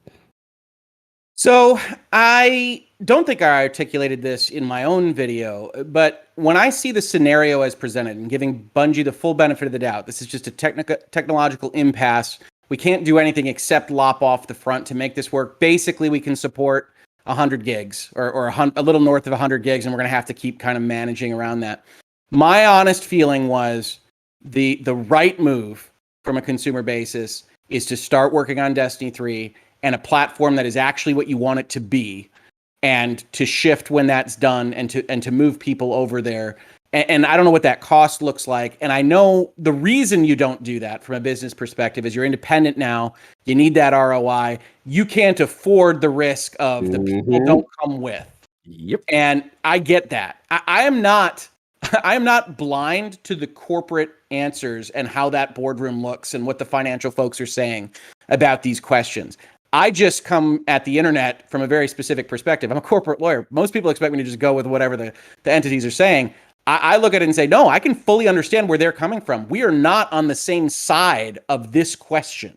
You are not Bungie. You don't have shares in Bungie, I don't think, unless you know. No, I don't. You do. So, hey. But we're on different sides of this question. So let's look at it from that perspective. So I look at it and say, I think your platform is fundamentally broken. As far as I can tell, what you've announced to the world is you're going to have to keep doing this. So if you bought Shadowkeep, or you bought Beyond Light, or you bought Witch Queen, ultimately, that product we're trying to sell you 3 years from now, then it's not going to be yours anymore, regardless of whether it's the best thing since sliced bread. So I look at that and say, you guys wanted to and did. I'm hearing from Ebontis, I'm hearing from other folks, and saying they're getting there with story. Like it's working now. The story's good. It feels good. I don't know that much because, like I said, Crystal Moth, that's what I got. Yes. But if that is the case, this model is like fundamentally wrong for that. I can agree with Travis that Fortnite makes sense because nobody really cares when the comet hit or when Troy Baker showed up as a spy or whatever. We're fighting Superman and it's all good now. But if you're going to tell this story and you want to watch those twists and turns, you want to live, he was Aldrin when I knew him. And I think I've heard you use the word crow. So I'm going to use that and try to sound really on top of it. He is now crow, and he's a guardian, by the way. Yeah. He's also a moth crystal. Yes. No, but Aldrin is actually a guardian. Aldrin was joking. killed, and I'm he's just now- trying to confuse you. Aldrin is actually a guardian, though. That's Crow is a guardian. Okay. He is. Yep. He's a Okay, guardian. all right. Well, this is good to know. I'll get on the BYF channel. I'll figure this all out. But that if that's your goal, and I love that goal. BYF. BYF. I can't get past that.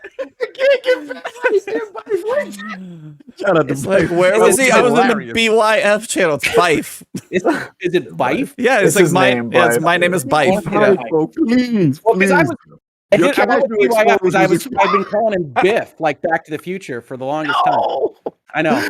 We got I to. That's why you got to apologize, come back to the last word more often. This is why you got to come back so we can get you out of these tropes. Oh yes. Well, if you ever need the dumb guy that has no idea what's happening, I'm happy I'll to call play my the- brother. No, I'm just kidding. I would actually prefer him to stay with his level of knowledge because it's like a test case. We can Yeah, bring him in. right. We So can it's ask him onboarding. questions. What do you? We want you to Yeah. explain what's happening in Well, there Destiny, was a having done space nothing. moth. Yeah. No. Yeah. So Space Moth and So, Space no. Monkey. I'm sorry, Ape. yeah. Gorilla? So, but I think I Gorilla. put in my video, right? I put a picture of Breaking Bad up, and I said it's like trying to follow a really great story when you lop off the first 2 seasons, and it's not the same. And you can go watch somebody, give you a summary of the first 2 seasons of Breaking Bad or whatever. It's not the same. It's not internal to the product. And frankly, I think Forsaken is great. I don't want to see it go because I like it, and I've actually played through it 3 times in 3 years. I mean, it's the kind of thing that I do go back to. It's not that long, and it's a lot of fun. So I look at it as a loss, and they don't. And I believe me, you probably know this. Running a Destiny, podcast, I've got some animated folks in my comments to that video. Sure do. You're not playing with you. They are very, they are very upset at me. I've talked about international antitrust law that got people less upset. I had Tim Sweeney directly yelling at me on Twitter. He was less upset than the Destiny fans, just to be clear. Yeah. So, I mean, and that's fine. I think engendering that kind of passion is actually really super cool, even if it's not coming from me. I like that. I like that there are people that feel that way about products, but I can only call it like I see it. I'm not lying to you when I say this is how I feel about the model. We know. So, The model needs I- work. I think everyone agrees, even Yeah. Destiny fans. Yeah. So, I mean, that's where I'm at. And then what, Travis, You wanted the last Oh, pun intended. My question was just a question I forgot to ask you during the intro video, which is what's your favorite Supreme Court case and why? And maybe we can exchange. I have a favorite, obviously. Everyone's got a favorite Supreme Court case. We're going to be a little off topic for a second, everybody. I'm going to make note here. Hold on, timestamp of 118, at least by this. Come on, you got to ask this. Everyone's got a favorite court case. This feels like our longest running segment of Help People. Yeah, our new longest running segment. Yeah, what's your favorite?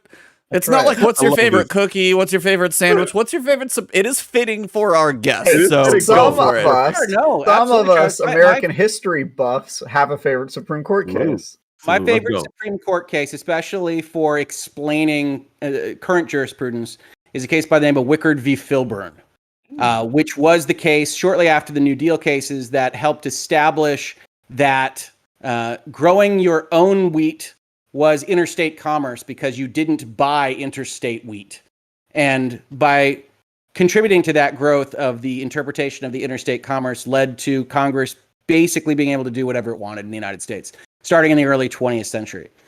So that's a case that I actually have a video on. Check it out on Virtual Legality. If you're interested in Wickard v. Filburn, youtube.com/Hoeg. I will actually watch this because that sounds super interesting. That is a fantastic plug, by the way. Check it out on Virtual Legality, Hoeg Law. Love it. I occasionally put on the radio voice. I think that's actually my dumb corporate messaging voice. I'll have to look into it. Nice.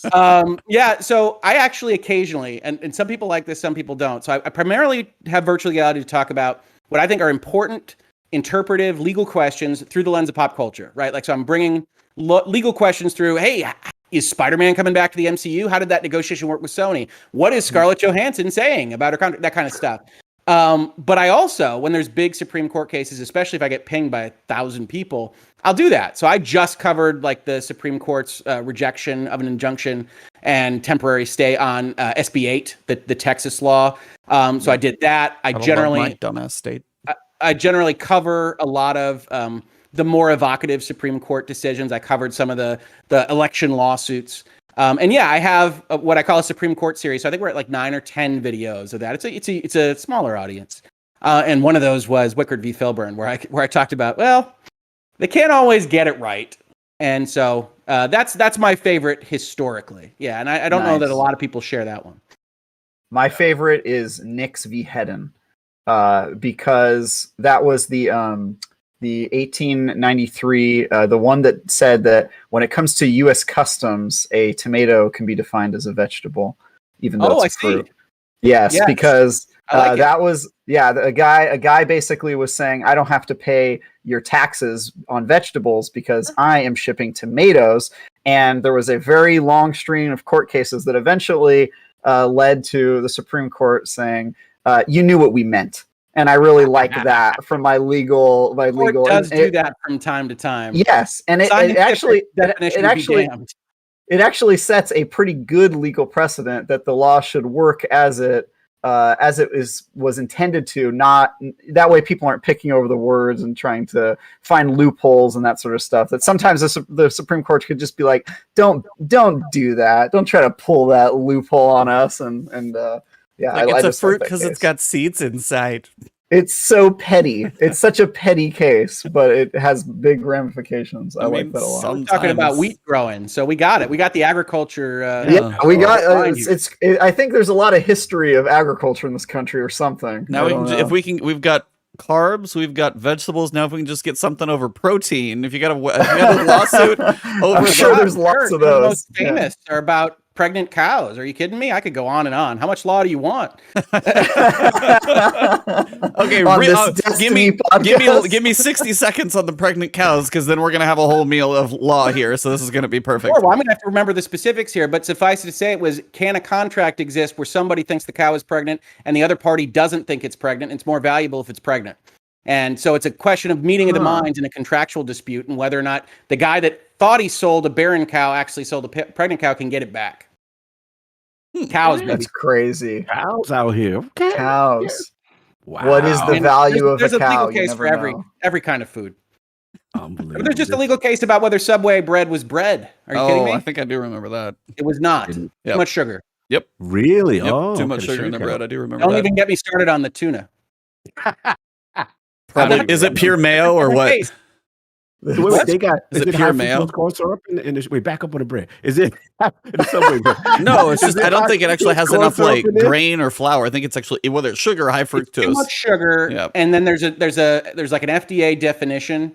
So I'd be lying to you, Cog, if I said I could pull up from Okay, that's memory cool, the cool, cool. specifics. Yeah. Okay. And Subway now, bread is now, not bread. there's similar stuff right now with the impossible meat. Can they call it Yeah, meat? can they Impossible. call it- yeah. The not milk. Can it be called milk if it's soy? All that stuff. Like there's a Run lot of fights directly there. against First Amendment consideration. So you're also getting pushback from. There was a case in California about non-dairy butter that was made out of whatever it was, vegan butter, and Yeah. whether or not you could call it butter because it has an assumption of dairy. It was a whole thing. Oh, And- and the dairy industry is out there just trying to crush these people. You can't call it milk. You're It's not 100% milk, right. and they're just so dairy upset. It's Yeah. nut Yeah. juice. Just let that roll off your tongue. Nut juice. The law. They want to own the Legality. word, though. They want to own the word. The meat industry went does so not right. want impossible meat to be able to call it meat. They're like upset about it. They're out there with their lawyers. I'm serious, dude. It's crazy. Travis is not lying. It's This is beyond great. beef and impossible meat. No, there's another one too. It's like little things that you notice. Have you next time you go to the grocery, everybody likes ice cream. Well, notice if you go look at ice cream, it's either ice cream or frozen dairy dessert, and it all depends on how much like water or actually milk fat is in there. So it depends on, are you getting like real ice cream? Are you getting like a slightly less whipped variety? Like that's one of those random things that I've noticed as well. So when it And comes to ice cream, are you getting a Forsaken campaign, or are you getting a games as a service? Full circle. bam. All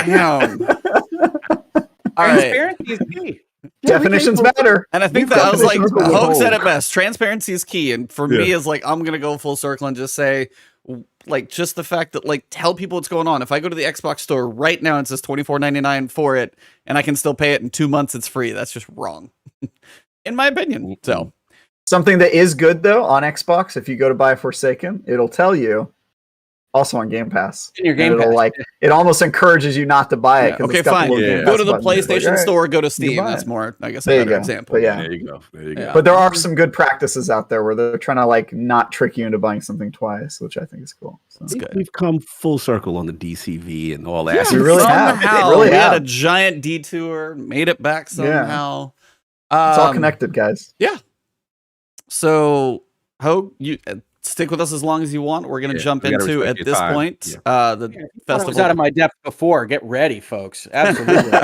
Well, we're going to jump into this week, and that is going to be the Festival of the Lost. So this is the Halloween event in Destiny.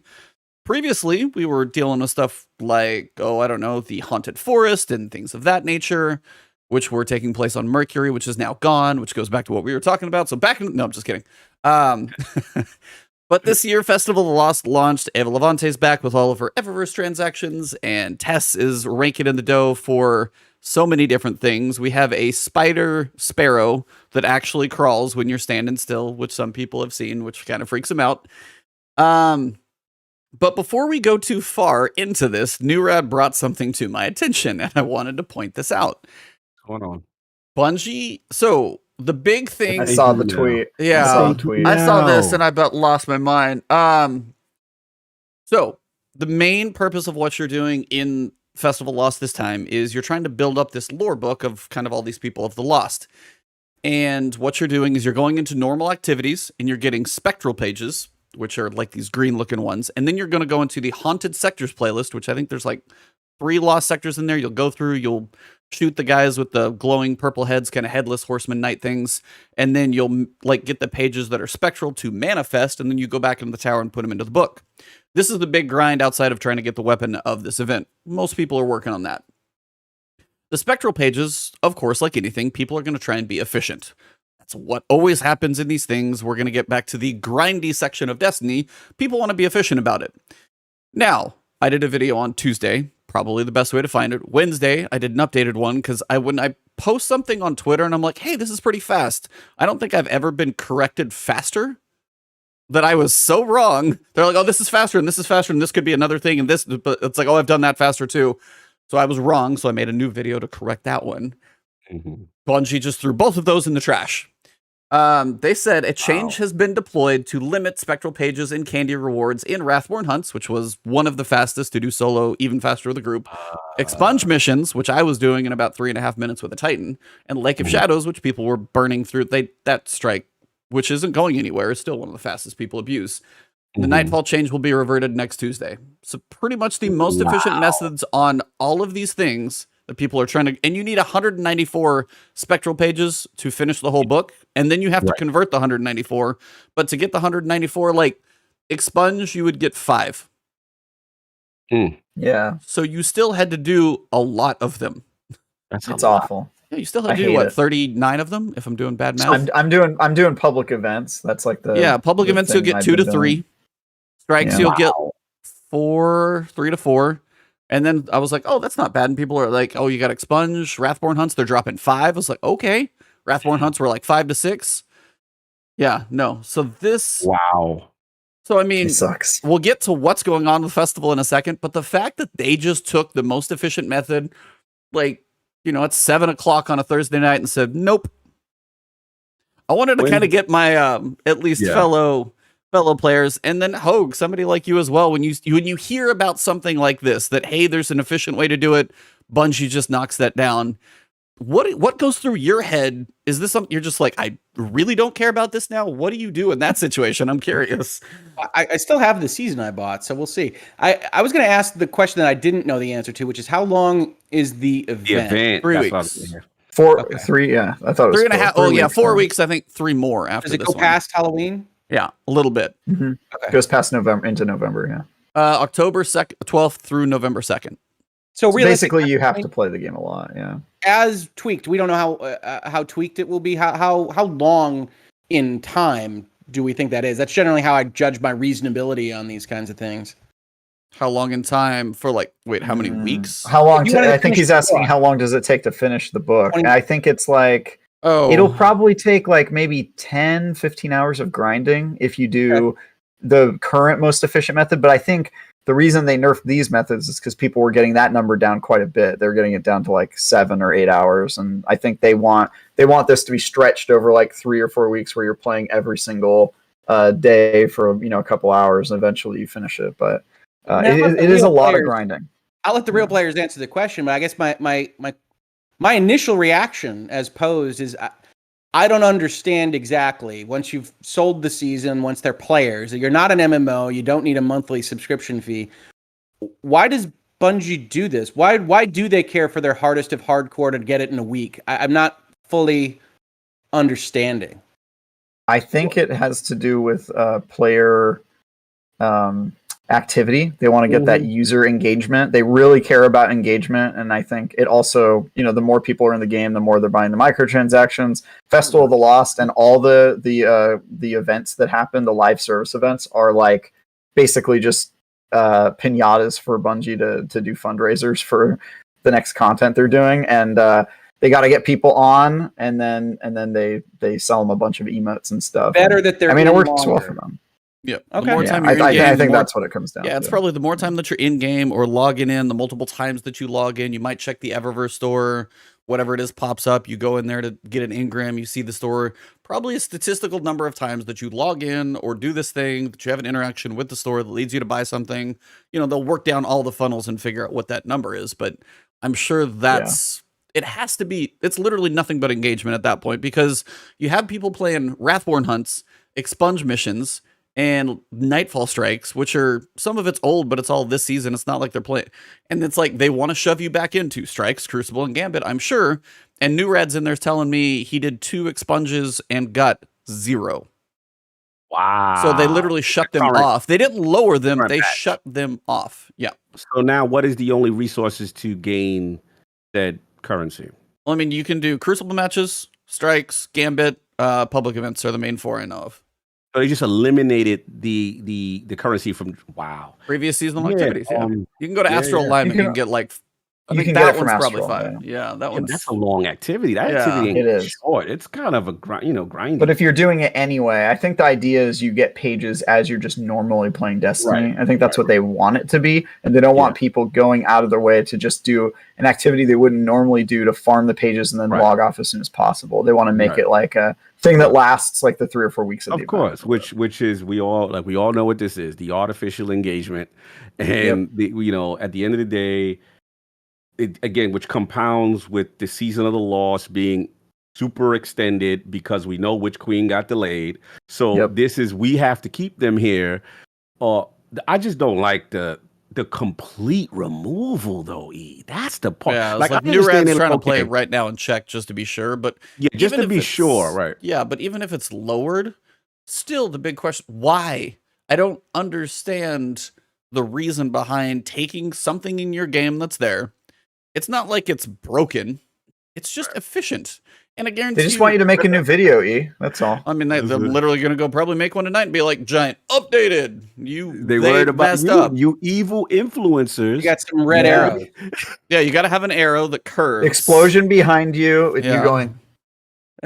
No, it'd be like Zero. This more like shoot me in the head. Yeah, Zero confirmed. He said Expunge isn't giving it anymore. Expunge. I can't speak to this event specifically, but I can say, at least emotionally, psychologically, for me, one of the things that happens is, I'll go spend on whatever currency in game I'm playing if I am getting a fair amount of utility from it. If I'm in a good mood, if I'm in a good space, the more friction you add, you can pass a point where I'm in full kind of screw you mode if I think it's gone past the place that I want to be. So I don't know what analytics they have for that kind of psychology. Presumably they got lines on boards everywhere saying, here's how a few more people are going to stay longer. They're going to cover the people that aren't as likely to buy things.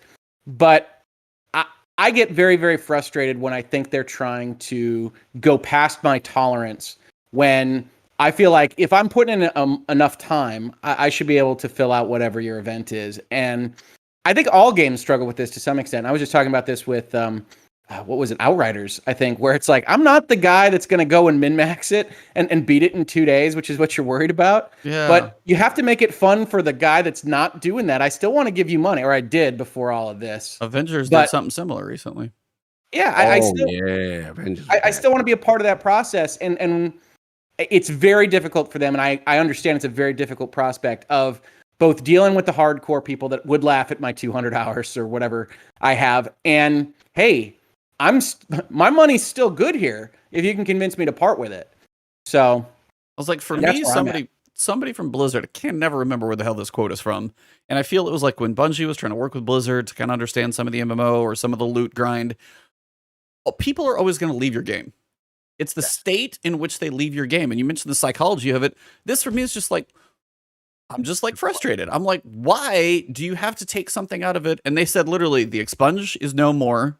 It sounds like most of the old content is not giving anything. Like you literally just, somebody wants to go a random expunge mission. Let me do this. I haven't done it in a while. Nope. I just got one from a Wrathborn hunt. One. And it was dropping 5. Wow. So it's just, it's a weird artificial push in these directions that, as you say, like, I'm going to finish it at some point. How annoyed am I going to be when I finish it is the question. Is it like, hey, I could do it efficiently? Your average person does probably go play strikes.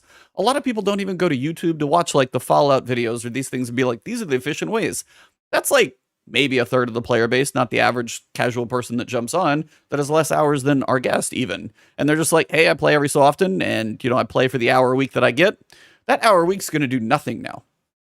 So it's like, how are they expected to even try and debate on finishing this thing, especially as you took away, they may be like, hey, I don't have a lot of time, let me look this thing up. They go in, now they've wasted time, looked up a video, gone to do the thing, because it's going to be the most popular video, and then they're like, well, it's not dropping for me. Am I doing something wrong? Then like, is the helmet on? Am I wearing the masquerade helmet? So, like, you just made it worse in so many different ways, and it's not necessary. This literally kills me. Like, I picked the worst time to take 2 days off Destiny. Like, I'm not done with it. I still have half of my grind to go. I'm like, yeah, because I saw what's funny. I saw your video, and I think everybody had videos. So I'm like, all right, I know what to do. Yeah. Once I'm ready, playing this Friday, gonna hit this thing efficiently. And I'm like, oh, I'm not going to be doing any of that. I'm going to be stuck. And now I'm going to be honest. Now my desire to do it is like, what is it? We got the pulse rifle. Is it the forest? Yeah, whatever? it's the Jurassic Green. It's a Lincoln Green. What's the reskin. archetype? What's the archetype? 540 pulse. It actually does feel pretty good. It's great. It's like Darkness Before. It's a solar. Honestly, and like also it looks like a dinosaur. So. Yeah, it's got the little dinosaur. And again, I've got a lot of drops of it. Yeah, the gun actually has like kind of the dinosaur. There's also dinosaur skin. armor in the game now, Hoeg. I'm a giant T-Rex right now with the chicken's head. The chicken's head is for Halloween. Yeah, but, that's I like that. You're not convincing me, but I do like it. it. We're doing a good job. I'm just saying. Yeah. I understand why your civil disobedience. Yep, the dinosaur armor is live. I should say that. That is in the Eververse, so you can buy that. You can't earn it, which is something we all wish you could ever do, but you can't even earn. What if you could even earn, like, hey, you finish the book, you get a discount on it? Could they even do something like that? Hey, I played. You can earn it through. You can buy through Bright Dust. You can buy through Bright Dust. Technically, is a currency you can earn. Spend money with Tess. Yeah. Oh, how original. Okay. So I mean, I'm not. She doesn't like how come she ain't in the tiny. content? I like that. Why she ain't in the content vault? Why we ain't figure out why? Oh, are you kidding me? She's standing on the content vault, shoving stuff inside it. Yeah. She's the banker of the vault. I feel her file size is too large. I feel that, we need. She is taking up an entire tab of the menu now. It's true. Yeah, I think they should make that post about they was thinking about the player right there. We put her in the vault and let the game continue with the other 5 monetization models they got going on in this game. If they do put her in the vault, it'll be the Vault of Glass, and she's the final boss. No one can be beaten. Okay. Nobody can beat that raid. Yeah. Or Tessa. She's been accruing all that silver and Bright Dust all those years, powering her up. More menacing than Oryx. He is the boss at the end of Lightfall. She strips your light away because you cannot overcome her darkness. Oh god! Fenchurch replaces the Templar. Yes.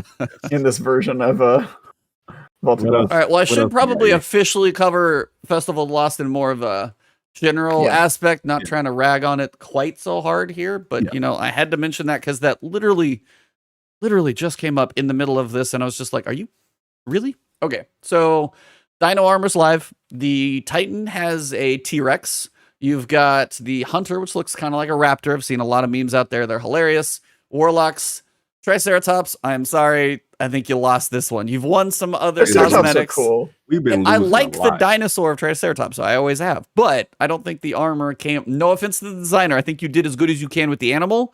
But it's like it'd be trying to do a Brachiosaurus on a long neck. Some things just don't transfer in the helm. Kind of looks cool with the 3 horns, but doesn't compare to the teeth on the other ones. It just doesn't hold up. Of course. Broke Dinobots. But anyway, continue. Ava Levante's here. You're going to do your little quest, and we've got Haunted Lost Sectors. Now, it's not like the Legend Exotic grind or anything like that. You have a playlist node in the tower, and you're going to jump into the Haunted Sector playlist. You have 3 of them to go through, or 3 options you can at least jump into. Lost Sectors are match made, so it's really weird since I've been doing so many of those solo. But you jump in, and you start standing on these little zones, and then they spawn a giant purple glowing pumpkin-headed knight guy with like a, kind of the knight crossbow, and you got to take those guys out. They have a little candy explosion when you kill them. And you have about 4 minutes to kill as many as you can, would be what I would normally say. But you have 4 minutes to kill 10, because if you kill 10 in the 4 minutes, you sit there and wait for the timer to finish. That's crazy. I did that last night, and I was like, is it broken? Is it like, what's happening? I'm just sitting here. It was like a full minute. I had to wait, I've had to wait like 30 seconds, 45 seconds, and you're just no enemy spawn, no zones appear, no more like guys to kill until you get to the boss phase. But if you finish it too fast, you stay still and just chill. Oh, right. There was like me and 2 other guys just sitting there emoting, just kind of chilling.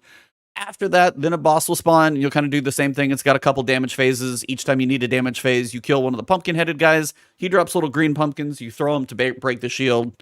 And then you kill the boss in about 3 phases. Everybody's either using fusion rifles or swords just to nuke them, so they all go pretty quick. But the decorations in the Lost Sectors are pretty cool, so if you play at least enough of them, you'll probably see what they did. And the other piece is, as I said, the Jurassic Green. It's basically a skin of the Lincoln Green pulse rifle from like basically the start of D1 or D1. D2. D2, sorry. It's a 540, feels pretty good. It's a fast rate of fire, solar. It's got some good, decent perks on it, like range fire, multi-kill clips, one option. I think I got like a frenzy, something else. I've got a couple decent rolls on it for sure. Okay. And then, of course, Solar, you're covered in, yes, it's solar. Oh, it's Thank actually a pretty good spot. But basically, you're covered in, of course, cosmetics everywhere. You've got a couple things you can earn by finishing all these pages. So you do any activity in the game to get the spectral pages, then you take them into the haunted sectors. You get your manifested pages, and you shove those pages into the book, and you need 194 total. So it's a bit of a grind to do it all. But the more pages you put into the book, the more chances, basically more drops you're going to see. I'll finish one of those haunted sectors and have killed like 10, 11, or 12 of those headless guys, and I'll see like 3 of those things drop. And I don't even have that many pages in there. So you're getting a lot of rolls on this pulse rifle. So if you put some time in, you'll get a chance at a decent pulse rifle, and 540 pulses do feel pretty good right now. So it's not nothing. And especially for Titans, the solar weapon pairs well with an exotic we've got right now. So you've got some benefits to the weapon this time around. It's not for just like, it's a fine weapon. It's got a little more to it. Question. What's this thing about the Ascendant lens I saw? I was about to bring that up. Yeah, They gave a use. You give it to the queen, and she rewards you with a bunch of loot. Yeah, she'll give She you gives you like 23 pages, something like that. 21 pages. Can the loot be that pulse rifle? You get 3 of them. 3 pulse rifles. Yep. Yeah, you get 3. You get 3 rolls. Yeah, hopefully you get something good. If you don't care about the pages, but the pages give you lore, and apparently there's an in-game explanation for why the headless ones with pumpkin heads exist. So I'm interested in doing that. Man, that's why, like Hoeg said, we got the BYF video for. BYF. Got to go to. Just go to the BYF video. TGIF. That's YouTube what I video. do. Good. That's right. That's still funny to me. Sorry. I love it. That was classic. Totally fine. Amazing. So I was gonna say that's most of the event. Thoughts? I know. Yeah, I was gonna say, Travis, I know you've played it. Cog has been thinking about it. You guys got to educate me. Oh, then I'll just tell you what I think. Yeah, what you think? I am very, very glad that they finally got rid of the Infinite Forest event. That thing sucked, and I'm really glad that it's gone. And I like that they added an in-lore explanation for the headless ones and used the Ascendant lens. I think that's all really cool. Everything else I hate. I hate this event so much. It's just lots of grinding. They just want you to play the game and get pages, and then you convert those pages by doing the same activity over and over again. And I mean, I'm glad that they're trying new stuff. I can't be super hard on it because the last couple years has been like really, really awful with this event. I'm just glad that they're trying new stuff. But just in general, like these live events, they never have enough content, and what they do add, they just make you play again and again and again ad nauseum to hit some like artificial bar. And like Hoeg said, like the whole bar filling, it's just not for me. It's like the one thing in Destiny that I'll always just I reject it. They say fill this bar, and I go no. And Teddy, the Teddys of the world, they insist on hitting every bar at max, and I'm just like, I kind of pick my battles. Yes. Yep. But with this one, I think I might. I don't know if I have time in between reviews to bar fill on this one, but these live events never really capture me. They're so grindy. I can't really get on board with them. So that's where I stand. Gotcha. E? I mean, for me, yeah, it's fine. I mean, that's like literally. That's not a glowing recommendation. I was right on the box. Not motivating me to even try it. Now I might just fine. really do this lens thing. I'm just still disheartened about the whole swap. So now, like, my thoughts on it are even more different than they were literally like 2 hours ago from when this thing came out at 7:00. Give it a trick or a treat. Which one is it? Give me a. If you had to rate it, trick or treat. Right now, as of right now, trick. Trick. Yeah. I mean, because they literally just tricked us of what we're going to be grinding for. No, it's like the Dino armor is kind of cool. I'm sure we'll see the monster armor later, because some people were hoping for like Creature of the Black Lagoon or Dracula or something. Had some other. I mean, of course, I always love the skins. Cyclops look terrible. That's why I didn't vote for it for the Titan. Yeah, I was like, I wasn't loving that one. I don't know. I wasn't sure how they were going to do the sectors. There's only 3 of them, so it's limited. I like the decorations that they put in there. I just wish they were more. I guess I wish they were all over the place, like a bit more. Yeah. It's like the tower does look cool, but it's always just the middle tower. You got 3 lost sectors and you're out. But it's like someone said, like the lost sectors, they're so bright they don't even feel, because the lights are on and everything. It's not like they're dark, like the Haunted Forest kind of had that creepy tone. It's like, it's like watching a scary movie with the lights on, full, and you're over here like, oh no, the guy has jumped out at me. It's like, it's not quite the same feeling. The guys look cool. Like the animation on the pumpkin heads are cool, the candy exploding, but I mean, you're literally buying masks that you can do for goofy pictures. You've got dino armor and you've got lost sectors. And when I counted up, I was like 194 of these. Like, this just like add the hours to the activities you got to do, which just got longer. And then you got to go and run this thing. Cause I think the max you can do is like 11 or 12 pages that you get out. So you're going to have to do 15 of the haunted sector runs if you want to complete the book. And I see some people finish already. I'm like, y'all are crazy. But it's like, it's fine. The gun isn't bad. I'm actually pleased that the gun has decent rolls, feels good in the meta right now. So I'm kind of happy the gun has got something to it. Because we've had like, oh, here's an auto rifle. When auto rifles don't feel good, that's not a great moment. This one for a pulse, like, I'm actually pleased. It feels pretty good. Kind of unique little look to it. I'm okay with the weapon. It's definitely not the worst weapon we've had. And some of the cosmetics, like the spider sparrow, when you sit there and kind of chill, the legs actually kind of creepily walk. And then when you run, the legs like tuck. And then when you go back to slow speed, like it sits there and walks. Hilarious. And I saw some people just like, nope, like burn the house down for a spider, because it is a big, creepy looking spider. I love that thing. And then also the ghost that is like kind of like a cracked, like the glow stick look. You'll see kind of that glowing color. There's a shader you can put on that thing that is literally like blinding. It's just like, it just glows green. So somebody messed with the shader. I forget what that is. So there's some kind of fun stuff to it. But overall, I'd say there's not, I think New Rad said it pretty well. It's like the Haunted Forest, the race against the clock, the fact that you weren't limited, and the fact that you hit 10 and you're limited. Like you're capped and you hit, that is a weird. That's crazy. I can't believe that. Yeah, see that. It doesn't even end the activity early. That's what I would have done. If you don't want them to be able to grind it, at least end the activity. Yeah, Why do I have to stand there? Yeah, if you hit 10, then spawn the boss, not sit there for 30 seconds and wait for the timer. It's like that's you telling me you specifically don't want me to do this any faster than this. So it's like there's those standout moments from the run of like all the grind for the pages. And it is just that. Like there's some fun lore that you might get out of it, but it's pretty hard grind. And then like some of these egregious things between changing the drops, the timer that you're going to hit where you can go fast or not. It's, I don't know.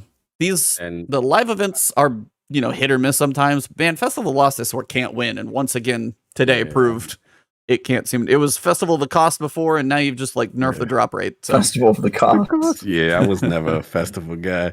Out Sandy says, don't forget 190 something pages, yet you can only hold 75. They're back. You're capped at 75. Yeah, you're capped at pages. Why can't you cap it at 200 so then you grind all your pages? No, you have to get some pages, then go into the haunted sectors. Get some pages, you gotta get some rotation. They love the caps, the currency caps. It's a technical limitation, Cog. Oh, bull. Yeah, I'll censor myself. It's all convincing me of the good faith of the vault at this point, I have to say. Yeah, exactly. Right? Aren't we selling you well, Hoeg? Doesn't all this sound glorious to come back? If you caught us on our lore discussion like week when we were like deep into what's going to happen with Savathun and Crow and Witch Queen and all this stuff, and you're catching us on a low note. Now I'm like, oh man, we are not selling this thing. Yeah. It's so bad for me telling this man right now. No, it's okay. Travis said he hated the Haunted Forest. I can certainly see that after a number of years. I can remember the first year it was in and really liking it. Like I thought it was. Oh yeah, cool, it was great the first year. Yeah, it was great the first year. Yeah. Mm-hmm. Yeah. Then they did it 3 more years, and I was like, yeah. So, and I don't think I did, but I remember that first year I was playing with Tom, and we're having a good time. Yeah, absolute. It was good that first year. I hate that they retread. It's like every year you know exactly what's going to happen. So at least this year I didn't know what was going to happen. It's like, all right, cool. They cooked up something new. That's awesome. But it's really not. It's not good. And the caps, the currency caps, they love their caps, Cog. But again, no cap on the silver. Yeah. Never had a problem there. There's You no know. technical can only hold so How much much- silver. You can have an infinite supply of silver. We have all the data fragments for that one. Yeah. No technical limitation there. Quick yeah. question, just to start a small fight. Outsanity want to ask Hoeg. Oh, God. What are your thoughts on sunsetting exotics in this game? Is this directed at me? Yes, we've had this discussion. This one's for you. Fierce debate. So, I mean, work me through the history here, because I like I said, I'm not really trafficking in exotics too often. They were sunsetting them, and then I thought they weren't. So there was going to be There's- sunsetting for legendaries. All weapons.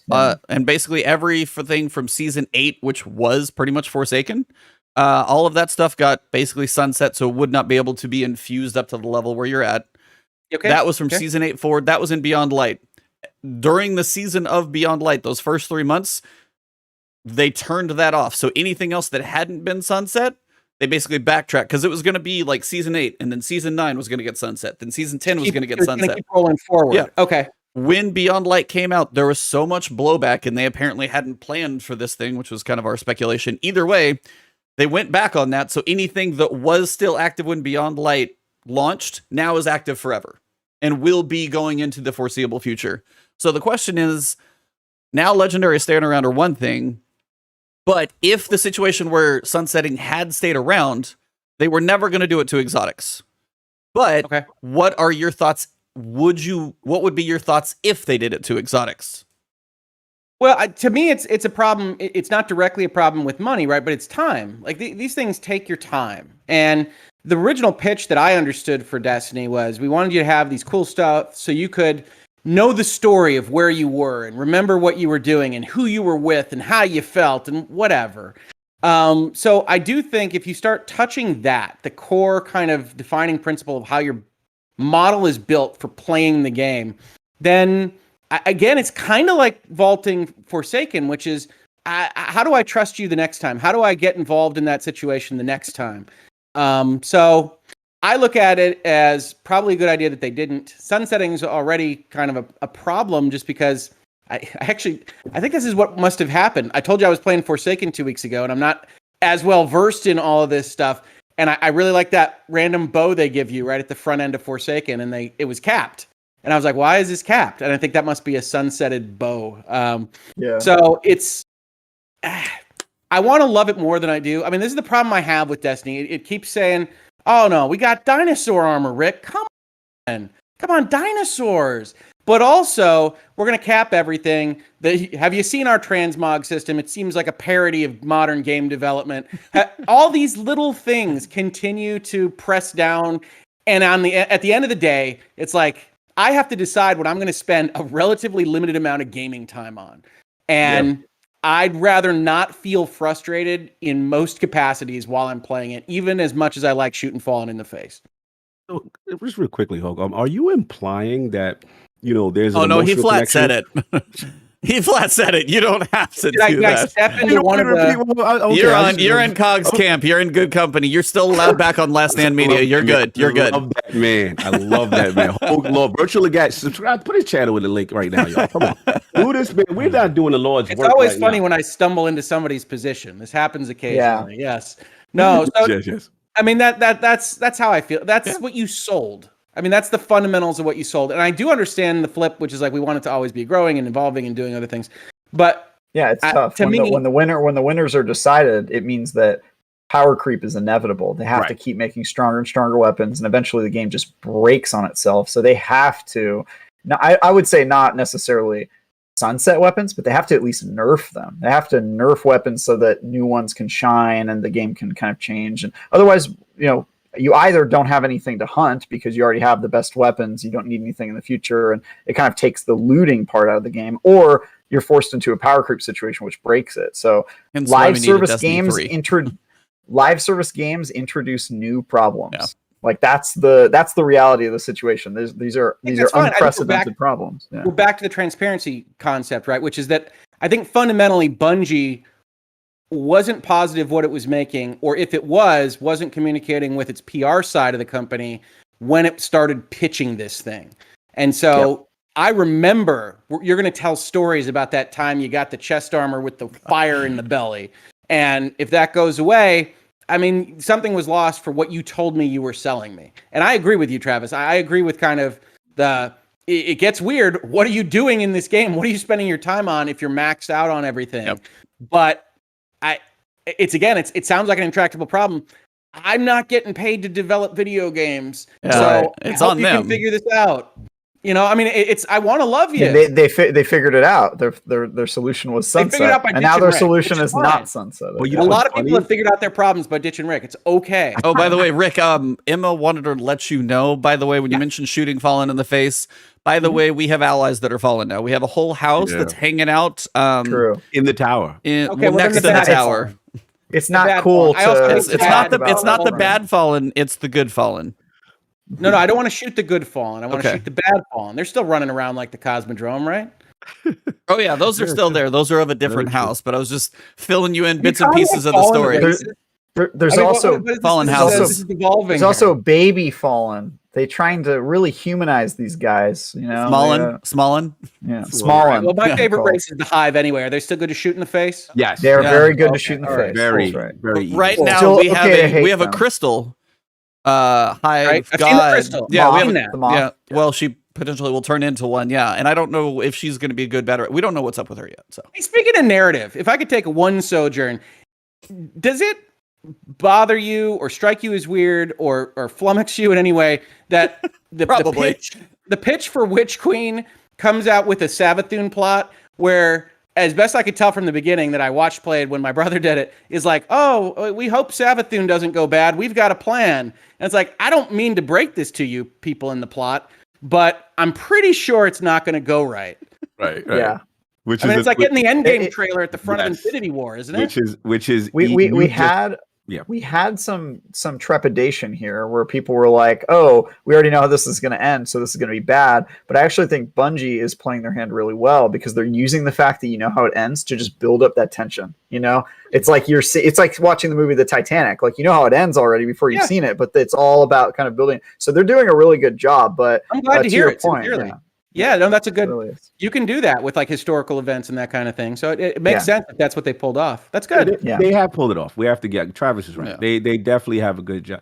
It's funny you mentioned that because that was literally one of E's. Like now you're like getting into E's sensibilities of things that kind of would bother him. He hates the trailer spoilers. Yeah, he doesn't like that. Like he wants to be utterly, surprised when it goes in. And I know that marketing balance where it's like they want to sell you the new thing and they got to get Witch you. Queen thing on the solar system, right? Like, I mean, I've been in there. You can only do so much. But yeah, no, I was curious. I like what you said about. Yeah, okay. So they're using it as tension because you know how it ends because Savathun is coming and whatnot. Yeah, it just feels like the walls are closing in on you. Whereas if we didn't know how it ended, we might just be like, all right, we're helping Savathun because all the other seasons have been about helping our enemies as well and building alliances with them. And we know this one's not going to work out. And so every week they're just sort of like, you never know. This might be the week where things don't go well for you. And it's been really cool. So all right. No, I hats off like to that. them. I like that. I do. Yeah, they had a good. This bothers me. It sounds like they are getting good at story. No, Yeah, exactly. They are, right? It's just Yeah. not. It's just you have to invest so much time to get it. It's like you gotta pay like $50 for like one bite of the burger. Yeah, you know what I mean? they're Like, doing is literally the Disney Plus Netflix model. Tune in next week. Do this bit of content. Then you Let me get ask more you a question story. on that. Yeah. I know it's live services and changes happening on a week to week basis. Does that mean if you come in, I know the 6 months screws things up, but let's just say you came in 75% through. Do you get to experience you can catch up. the You can catch evolution to Yes, there? you can catch up. Cool. Yes, And And I think you can do it all in 1 week, right? You do it So all you in can- 1 week. Yeah. So Right? yeah, if you all- jumped Disney into Plus season show or whatever. Yeah, if you jumped into season of Lost right now, you can literally play all 9 episodes of the TV show. Like that's Right. basically the best That's way how for it it. That's Yeah. good. That is good. Yep. Yeah, Literally, it's better. Attic does that now. He just waits because he gets impatient with the story, and he comes in at the end of the season and then finishes all that, and he gets all the narrative beats that he wants. Yep. And then he's out. No, Yeah, literally, it was just week 1, I think, and I was watching my brother, and it was Mara and a crystal, and I was like, I don't have any idea what's happening. All we'll say is just if you choose not to come back because it seems like you may be out. The way they handled. Yeah, I figured so. So I'm just gonna take one thing. The way they handled the Osiris character and the deception was really well played, and they took a character, even though I like Osiris, not really a beloved character that well, and made it into this evil brooding. What is he doing? Like, what is going on? Why is he acting this way? And then we had the great reveal. We've been fooled. Yeah, I saw the aftermath of that. I think that was yeah. that was the big reveal for him, and I was like, yes. what? Okay, Yeah, the Trials guy. What did I miss? It was well done. It was well done. Indeed, the Trials guy. Yeah, the Trials guy. guy. Or as haters call him, the Curse of Osiris guy. Oh, yes. Yeah. They want to reference his less loved content. Well, for a couple other things that we do have coming with regards to, I guess, the rest of the game outside of Festival of Lost, this week we actually did get a higher difficulty for Shattered Realm, which we've been talking about, a really fun kind of Metroidvania zone that we've all been loving and having fun with. And then next week, the 6-player activity, the Astral Alignment, is going to get a higher difficulty. They don't say it won't be match made, but loadouts will be locked and things of that nature. So I'll be kind of curious how that's will be interesting with loadouts and champions, and as it will potentially be match made still. It's only 13:20, so you've been playing enough, you're probably there. But those two are going to be there. But I will say I did. You may not be, and that's totally fine too. I'm just joking. But I did Shattered Realm on Legend. No, I do Lost Sectors, solo Lost Sectors on Legend. Not that big of a deal. Kind of got a pretty good sequence now. No, Shattered Realm on Legend will mess you up. Wow, for you to say that, that's difficult. It's floating somewhere between you Legend were doing and it by Master. yourself, though, right? Yeah, you always do solo. Yeah. I mean, but there's a triumph to do one of them by yourself. You can pick which one. I'll see which one's easiest. But there's a triumph to do one by yourself. So I did this one. There were plenty of deaths, and I've gone through. I mean, Shattered Realm's not a difficult activity normally. I mean, the mystery, the investigation, the running around, understanding all the secrets is cool, but the combat generally isn't. Hoeg would like that too, because it's very Metrovania. Travis, you do a good job of describing. Yeah, it's Metroidvania. It's basically they give you these 3 little hub worlds, and every week one of them becomes traversable. Yeah. But the first time you go through it, certain areas are closed off because you haven't unlocked your powers yet. And then as you go through the episodes, you gain new powers every week, and then you revisit the old areas, except for they feel new because you have access to new areas and new puzzles that can trigger. You can trigger rituals that are kind of like these old side stories with their own dialogue. It's really cool what they've been doing this week. Well done. Only problem is you have to sift through all the grindy normal Destiny stuff that you always have to do when you're playing Destiny to get to it. And that's my biggest problem with Destiny right now. It's some of my favorite stuff in the history, and I'm going to get this name wrong, so I apologize, was in Destiny 1 when they introduced the ship in the asteroid belt. The Leviathan? What was it? Not the Leviathan. What are you talking? Oh, you mean the Dreadnought? The Dreadnought. I think Dreadnought sounds right. Yes. Yep. The Dreadnought. That's right. Where there were so many little rituals and riddles and secret doors. That it is very much like that. It's very much like that, except for these ones actually have dialogue behind them and kind of lore and named characters. It's really cool what they're doing. But dinosaurs. I don't know.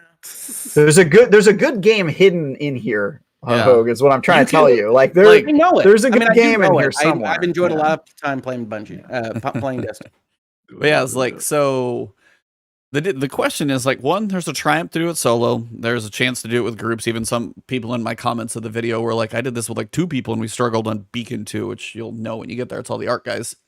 I even put a message out and I finally got an answer here. And it says the chests are dropping high stat gear, so it's worth your while. And I'm going, no, it's not. After you. No. It's not that worth it. When you say high stat gear, I've bought enough tier 3 Umbral Engram pieces of armor that have dropped in the 50s that I'm really into. Oh, so many. Yeah. I have had such bad luck on those. Design. Yes. Me too. Yeah. I've had 57s, 50 is dropping a 50? Yeah, not 50, but I've had I've had 56, 57, 58, 59. Yeah, sub 60 shouldn't be there. That's bad. There's enough RNG to the stats. Again, I still have I can do a whole podcast on armor, but that's a problem in itself. I just don't know why. I get why they're putting legendary content in the game. I think it's great. We have more options, but they've really, really screwed up on the incentives. I have no reason to do the legendary Shattered Throne or Shattered Realm And this new thing with the Astral Alignment, they said that's going to be live next week. They're adding a third chest. I don't even want the 2 chests you gave me. Like, don't add a third one. Like, I shard that stuff immediately. Like, you know what I mean? I think crazy. It sounds like a catch-up mechanic for because most people don't have the scepter. What is Catalyst? The Catalyst will drop higher. I don't have it. I will. Yeah. So I think it's for those guys. For people who didn't do it initially, now they can. It feels catch-up mechanic. Yeah, but they don't even say it's guaranteed if you do a random matchmaking thing, and if you all wipe, you'll actually go to orbit, but you can still get it on normal. Think of it like what they call it, the protection RNG. What is it when in the raid? What they call it? Oh, RNG drop protection or something like that. Yeah, it's like rate protection. Typical Bungie trying to increase your slot machine slightly with each failed attempt. The guy who wants raid exotics to still be random. hey, man, that's your business. You need to get in the damn raid. I'm just joking. You like stumbling into a family fight, you know? Yeah, we know each other too well. No, okay. Mom and Dad fight quite a lot here on the podcast. Yeah, we do. I'm their humble child, just asking them if they can't just get along. Age-wise, that matches up. But no, the one thing I would say about the exotics and raids, the problem with that is I don't raid. Young. You are younger than us. That's normal. I know. I'm joking. Silence child. Yeah. Shh. Go in timeout. Turn your chair around. It's our Destiny child. Continue. Oh, he hit his bumped his mic. We're loose. No, the only thing how water gets in a computer, by the way. Yeah, no, not here. I have the safety zone. No spills is the number one rule here. No, I was gonna say like the randomness on exotics, and this happened to me on Galahorn, and it's the same reason it's hard for me to like try to do the raids so much. Is I see some people go 50 times and not get Vex. Anecdotal. Continue. How's that not anecdotal? Like I see that multiple places. There are people who have like 10, 20, 30, 40, 50, and you can have anything in the spectrum. If I'm the unlucky one, like if it is anecdotal, but it's also it shouldn't happen. Yeah, it shouldn't happen. So the fact that the fact that there is no limit to, if I knew it was like, hey, if I do a raid once a week, hey, maybe I feel like running 2 on characters, I know I'll eventually get there. Theoretically, if I'm doing like a raid once a week, and if I go 50 times, that could be a whole year of me raiding for nothing. I'm gonna pull an ILP. Where's the fraud alert on E right now? Let me get the fraud. I'm not saying I will fully admit I don't raid that often. I'm fully no. But that's why I don't. That's the key. That's what I'm saying. All right, let me still get you though, because this is where you're still out of pocket here. Dad. Yeah, I know. Let us have this one. Here's the thing. This is the same man that will do legendary solo lost sectors, which we know because I don't have to depend on anybody else's time or anything else. Oh, that's what it is. So it's the content you like. Solo. And then it's okay. No, but okay. So the difference is if I go through that activity, there should be better incentives at the end of, say, Legend, Solo, Shattered Realm. That's fine. But if I go through that activity, if I'm like, okay, let me find a group, whether it's like people that I know from chat, whatever, I put them together, do it, and I don't get it. Okay, I don't get it that week. And I do it again, and I do it again, and I do it again, and I do it again. And I'm going to start counting raids, and I see people have 50 tries. I'm like, I know Vex is nice, but even if I start trying now, if I'm like, okay, I want to start raiding 3 times a week. Everybody had 50 attempts when everybody cohort. Not everybody. Some people got it in 2, some people got it in 50. The fact that big of a range is there is my issue. We've been praying to the Church of RN Jesus from Destiny's inception. Yes, but I'm not saying that's how that should go. There should be protection. Percentage for completions? Is that not how it works? Do what?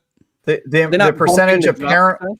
The percentage apparently goes up, but there's never some people think that's a final one. And like last season, I did the raid the maximum amount of times for the whole season, and I never got it. I got it in the current season after it was, and I think I had done like 80 raids, and it's just like the reward versus like time investment isn't worth it. It should be like you've done 10 raids and you haven't gotten it yet. You get it 100%. Yeah, that's what I've seen in other contexts. Is you hit this number, it's yours. Destiny does not do that, and I empathize with what he is saying because I have been on the receiving end of RNG being bad, and it does not feel fun. It feels like the game's broken. I was like, there's enough other stuff for me to do. That's the other thing is like, where's my time best spent, I guess. And it's like, is it going after one weapon, trying to put a raid together, potentially do it on multiple characters 3 times a week to not get it for, you know, if I'm going to run raids, some can be fast for like 2 or 3 hours, but that's every single week. Or is it doing other stuff? And that's like, it's getting to a point where at an extreme level, when I see somebody hit 50, like that feels wrong. I'm not saying I don't raid that much. I'm full disclosure. I'm saying that I get that. You can't throw me under the bus to say that you can't agree. Like if you say 50 is right, then we will just forever disagree. That's all I'm going to say. It's just you picking. So what do you think, Hoeg? You think there should be no protection? People should just forever be like up to the. Come on now. Okay, where should the protection be? Where's your cutoff number? Yeah, like what's your max?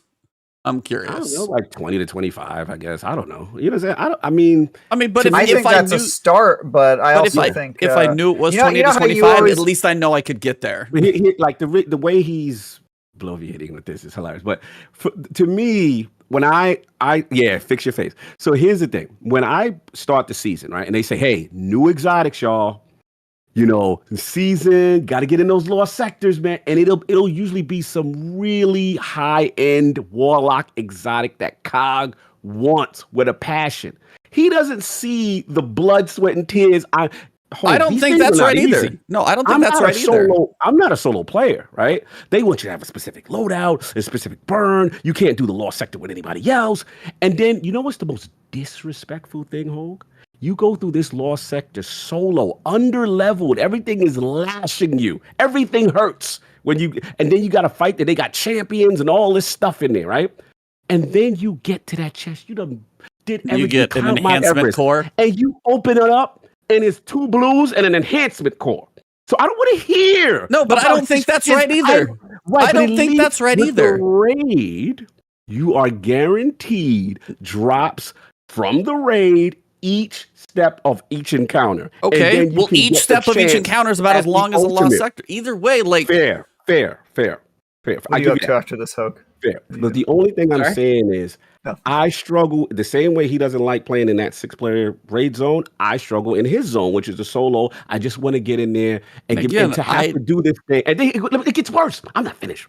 No, but I'm saying I don't like yours either. No, but it gets worse. I got to tell Hoeg the facts. Hoeg's been gone, right? Here's the worst part. They're going to be like, you can only do this particular, if you want the arms, you can only do it on Thursday after 5 p.m. only on this day. And then you got to hope that the weapon or the armor comes up on the day. And it's the light level that you could do. So not only do they randomize the light level, sometimes it's like, 1350, you have to do it. It's not random. It's legend one day, the next day it's master. Yeah, you know how awful that is when you're already underleveled and you got to go in there with the hope it's at a low light level to even attempt it on one day. You only get 1 day to do this. Then after that one, you can stay there all day, wasting time, and you still don't get this thing. That is frustrating, bro. Yeah, so we agree. So, I like this conversation. This is interesting. One of the things I advise my clients on is compensation negotiations. And they're always asking, how do I set my number? How do we have this conversation? How is my employer mistreating me? These kinds of things. And I generally have this counseling and I talk to folks and I tell them, for the most part, it depends on the employer, obviously, but a lot of the job of the black box that is the compensation committee is figuring out what number is going to mildly annoy you, but not enough that you're going to leave. Yes. And what I hear is the basis of this podcast, the fact that you're still talking about Destiny and dinosaur armor and everything else and having fun with it to some extent and are unhappy with the compensation you're receiving is suggestive to me that maybe that doesn't work for Rick. But it seems like if I were to analyze this on a salary basis, they seem to have nailed you right where you live, which is mild frustration, but still playing every day or every other day or whatever. So we're all frauds here. We still play. It's pretty interesting to me because I totally hear you. Everything that you've described is enough for me to go do something else. That's literally where I'm at. And I think that's the kind of personality and people, yeah, I mean, it's like I could go play, what Final Fantasy VII Remake, whatever I'm going to go play with a story and not worry about these things. When does it stop being a salary negotiation and start being Stockholm syndrome? Is my question. Yeah. When is this a toxic relationship that we're in with this video game? Way past that, dude. That's long ago. Are we just stuck in a sunk? Is this a sunk cost fallacy? We're all just, we have to be here. There is no question that there's sunk cost at issue here, but I will say, I like to frame that slightly differently. When I'm having this conversation, especially when I'm telling somebody I think you should leave, I think you should do something else, which is sometimes the council, there is human nature. There is inertia. I know what I know. I know that maybe I'll get mildly frustrated, but I'll have some fun. I'll get compensated enough that I can feed my video game family with whatever utility I'm getting out of playing Destiny. And I think that's kind of what happens. And then they do something bad to you. They take away your pages in your lost sectors, whatever else they're doing. And then they say, oh, but come on. Witch Queen's just a little while away. We're still good to you. Don't worry about it. We're going to just take your rates down just a little bit. So we didn't give you that weapon you wanted and you did the raid 50 times. You still love us. Come on. So what we're saying is that they're gaslighting us is what we're doing. Bungie is a pimp that's hitting us and then giving us an ice pack and being like, see, I take care of you. We forget. Man, some of these metaphors, Travis, get real dark. We have questions. Can get exploitative. They can get abusive. I don't think that's this level in particular. I think you see it a little bit more with like free to play mobile games where you can really get into a space which is uncomfortable. But I do see that kind of conversation, which I really enjoyed, by the way, hearing you guys talk about it, I hear that. My personality type is, why am I doing this? I think one of the things that Ebontis said, which was right, is what happens to me in these grinder games, and Destiny's not alone in this. I don't want to throw Destiny on this bus, is that at some point, I'm circling around, doing whatever, going and getting leg armor, whatever it is, and like, I'll enjoy it for, 5, 6, 7 days. And like 7th day, I'll be like, what the hell am I doing? What am I really building towards? Why am I not playing something that has a story to tell me, or that is more for what I want to do? And like, that's been my cycle with Destiny or even with like, Fortnite, which is just like, I get really into it for a little while. There's some fun there. There's some game development there. I'm enjoying it. And then I'm like, well, there's just bars forever. There's turtles all the way down. It's bars as far as the eye can see. I'm going to go do something else. That's my relationship with Destiny. I pop in, I play the campaign, I try the stuff, I say, cool. I come in for the next campaign, generally speaking. Expansion guy. Makes sense. It makes sense. And a lot of people have made that determination that was it Gothalion, I think. A couple of people. Yeah, just they only come back for the big expansions. Yeah, maybe a Tuesday season. Like even Goth, I think, is back for some of the Tuesday stuff. But after, say, like week 7, he's not coming back for seasonals. He's not coming back for a different difficulty. He's not going to grind out the raid for Vex. If he didn't get it, he's not going to keep going. At some point, they draw a line and move on until it's something big enough. And that's why, like, when some people talk about the whole sunsetting or not sunsetting, it's like a D3 is going to wipe stuff all over again. I forget who I was talking to or something. Like, some of the best times, it was RGH, I was listening to them. I've been playing New World. It is not different than this by much, and if anything, it's probably worse of a grind. But it's like, new game, level numbers are going up and stuff like that, and it's just something fresh. Even if it's another grind, it's something new to you and your brain. And it's the time when you're going through it, and it's like, cool, but there's a point, you'll hit, and I'm like, okay, it's like, I'm going to take a break. Like, I played Deathloop, had a fantastic time, finished it, cool. And that's sometimes you got to have some experiences that have an end, because not all experiences need to be indefinite, or you have to decide when that end is for a healthy relationship, because at some point it turns unhealthy.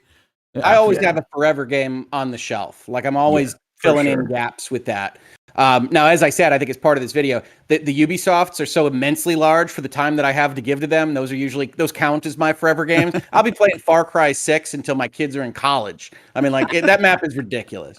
So I mean, like, that's how I work with those. But yeah, absolutely. I have a Destiny or a Fortnite or a Division or a Far Cry or whatever that I'm playing next to working through Tales of Arise or working through Final Fantasy Remake or whatever else I'm doing. So I always have a space for them.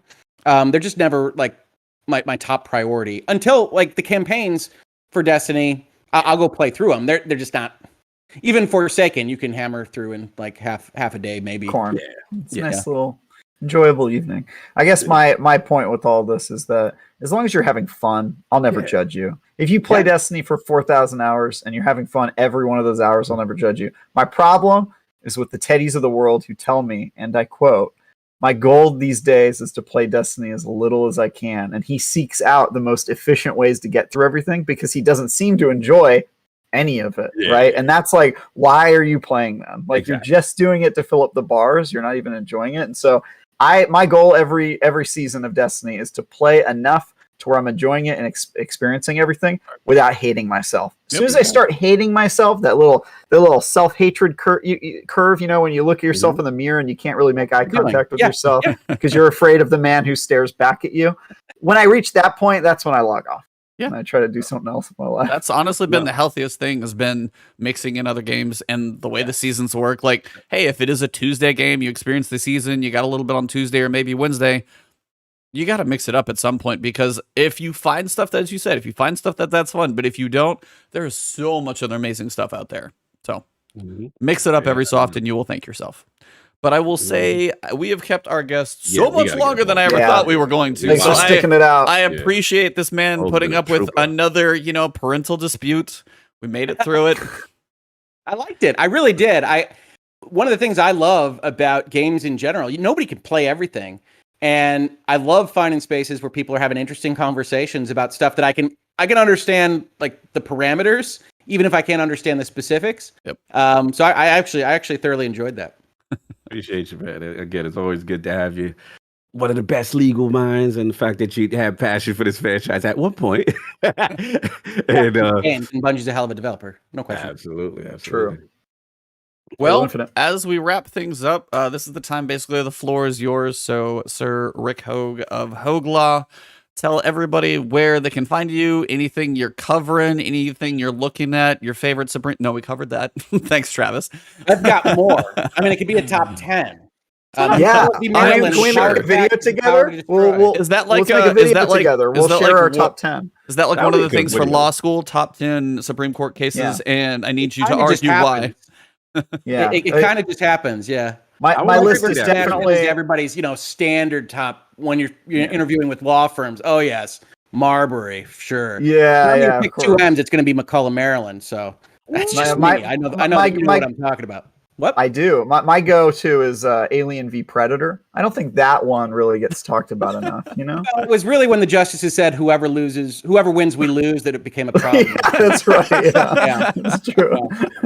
No, people can find me on Twitter. Certainly, that's where I'm more kind of like daily active. I try to not look at too much stuff on there, but at Hoeglaw, HOEGLAW, you can find me there chatting about games or whatever my current video is, or the Michigan Wolverines that have all been positive tweets so far, mostly, maybe not all positive. But otherwise, I think most people find me and know about me from Virtual Legality, which is the show I do on the business and law of video games. I think is probably 90% of it. But just in general, talking about cool stuff like how Wickard v. Filburn works, or Supreme Court contract interpretation through the lens of a Destiny vaulting question, and hopefully talking to more people about the stuff they're interested in and how the law and business kind of interacts with that, because I think people can have a better understanding of the industry that they love and what they're otherwise reading. And then hopefully, it's a slow road, but I'm getting more and more influence and work on bigger journalism outlets, and talking to them about when a lawsuit happens and how that filing for a debt offering isn't a merger, and slowly working up to hopefully getting more and better information out there. But people can find me youtube.com/Hoeglaw, same spelling, or if you just look up Virtual Legality, I'm pretty sure I'm top in Google for Virtual Legality. So, nice. And as for what we're working on, we just did that Destiny vaulting video, of course.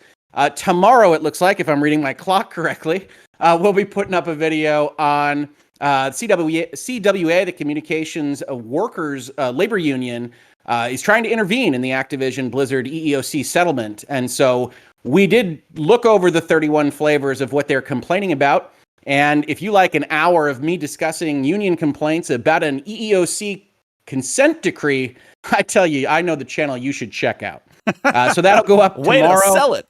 Yeah. Well, look, I got a very specific community, and my community was adamant. Oh, yeah. I was actually skipping this document. I said, hey, leave in the comments if you want me to hit this. The response was more vociferous than I had anticipated. So we'll be going over that. And then, chances are, I think next week I've got some stuff that I'm looking at. I might do some stuff on FIFA licensing, which I think is pretty interesting. That's a big one. Yeah. Crazy. And some other things of that variety. So if you like games, you like business, you like law, I think I make it less dull than it would otherwise appear. So come check me out over there. Actual man. Salute to Hoeg. Always coming through, just killing it, brother. I'm just proud of you just to see your progression and almost like to see you be the de facto voice in the community where it's like, oh, wait, hold on. We got to get Hoeg. You'll see the tweets go out, Hoeg. And it's like, he's like the community's personal. It is. I will tell you this. This is a scoop. I can't give the specifics, but I think you'll be seeing me on some pretty big panels pretty soon. Ooh, nice. So I can't give the specifics there, Currently but I have of all people who are going to respect an NDA, a lawyer. So don't ask. Yeah, no, I think you're going to see me popping up in a few places, which are pretty exciting. So I'll give you that. Nice. Looking forward to it, brother. Keep it up. Keep it the Follow fantastic him work. on Twitter, and you won't miss the hot takes with Yeah, some you won't. strong It's opinions, just by the way. incognito about Mass Effect, Yeah, It's that's just- mostly it's- it. Always strong opinions. Always strong opinions. That's what you love him because even just Well, see, listening I to actually him. have to couch them a little bit because that's the way I talk, and sometimes I go out with just strong. Like you and I interact, Travis, and I always feel like I have to be like, okay, just so we're clear, I'm not bullying Travis here. We're just funny. Here we go. Here we go. Well, it's like The start. context on the internet, right? Somewhere there's a Reset Era thread calling me a bad name because I bullied Travis. I mean, it is what it is. Yeah, That's the classic. It's the classic Hoeg snark. That's what we love. That's what we love. That's right. Good stuff, brother. Love to see it. I just assume if it's on Twitter, it must be sarcastic. That's the way I come from it. Is That's that the everything's internet, but that's playful, fine. so that's the internet. Yeah. Good-natured witticisms on there. It seems That's it's right. entertaining to try to come up with witty ways to say things. So that's what I use Twitter for. They're Hogisms. Nice. There you go. Yeah. It's correct. You're using it the right way. Travis, what about you? Got any hot takes? Yeah. Or just be like, stay tuned for boop. Stay tuned for all of my hot takes. You can follow me on Twitter at TieGuyTravis. I'm doing the review for IGN of the Rift Breaker, which will be up probably early next week. We got review codes late, so I'm still working my way through that. And I also do a show on Sunday mornings at 8 a.m. called Bitcast, where you can hear me talk to an industry legend, Ains, and also some old guy that wanders onto the set apparently. So that is our panel.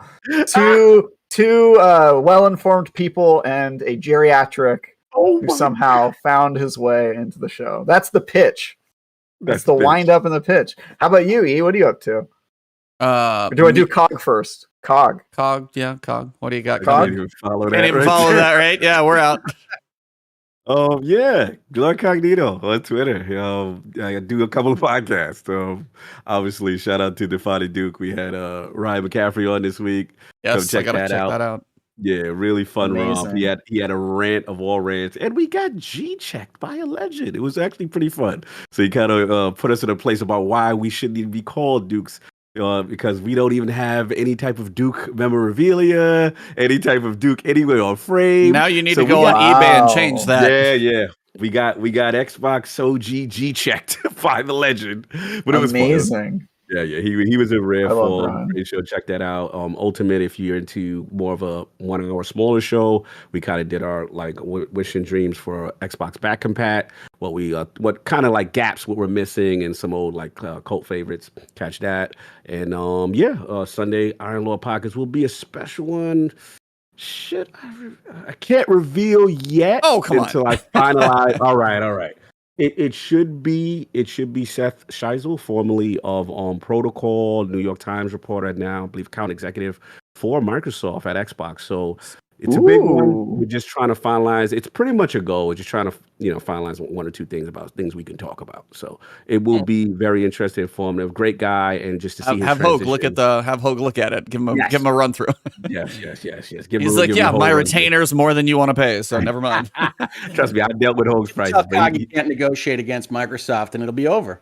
exactly. But yeah, check that out. That should be Sunday. It will be fun. And I think Saturday we're doing a live stream with the Lords Chivalry 2. So listen to the Lords yell across the battlefield, say wild chants to each other. Check that out. And of course, that Last Word podcast on Thursdays, which I love. This one that we're in the middle of right now. Yes, go check that out, man. Make sure you support it. Still one of the best ones that most of you still haven't supported yet, but we getting there, man. I like seeing people in the chat, seeing people say kind words. That means a lot, and it's always a pleasure to do a podcast with these amazing gentlemen. Even though we fight like a family, it's ridiculous. You have to be like family to be able to fight like this, so it's a good thing. I'll take that. True. Absolutely. E, what you got going on, sir? Let's see. For me, got to jump back into New World a little bit. I had family in town this past weekend, so I feel like I'm like way behind in this season, so kind of keeping up with that stuff. But yeah, apparently I've got to go see what the grind is like in this event now to see if there's a video coming, and then depending on what I got for this weekend, mostly just kind of keeping up on that type of stuff. I watched Squid Game, which was just weird. Ooh. Yeah, that Man, was like that'll be something to discuss later on. Okay. But yeah, and also saw James Bond. I thoroughly enjoyed that one. So go if you like him, Nice. give it a shot. However you eventually get to it, What if you really hated Spectre? you'll be okay. All right. Yeah. I was like, did you Who like likes Skyfall? Did you like Casino Royale will always be the best. Casino- one. Casino Royale and Skyfall are great. Skyfall, Fun those are Solace amazing. can be thrown into the sun. That's about right. Yeah. So I heard somebody say like the alternation of good, bad, good, bad, good kind of fits. It's got mid 80s, I think, on Rotten Tomatoes, and I think that's fair. Personally, We'll check it out. I will be curious. Yeah. So, well, thank you all of you guys who showed up, who stayed to the end. I think some of you guys are in like the next day, depending on if you guys are across the pond. So thank you for staying up very late. Shout out to Emma and all of you guys. Kevin, New Red, coming in with the hot information. I wouldn't even have known about that tweet otherwise. But yeah, for this episode, thank you for the extended stay, Sir Hoeg. I don't think we can afford you for this long, but thank you for the Invoice is already in the mail. Don't worry about it. Oh, cool. You Okay. don't want Appreciate that it. whole Yeah. invoice. Yeah. Nope. But for episode number 169, always a good number. Thank you all very much for coming. We are going to wrap this thing up. Thank you so much. And it has been The last word. Last word. Let's go. awesome. Well, thank you guys. I'm going to end the stream here. So you guys have a good one. Appreciate it. And we'll see you guys around later. Have a good night. All right. If you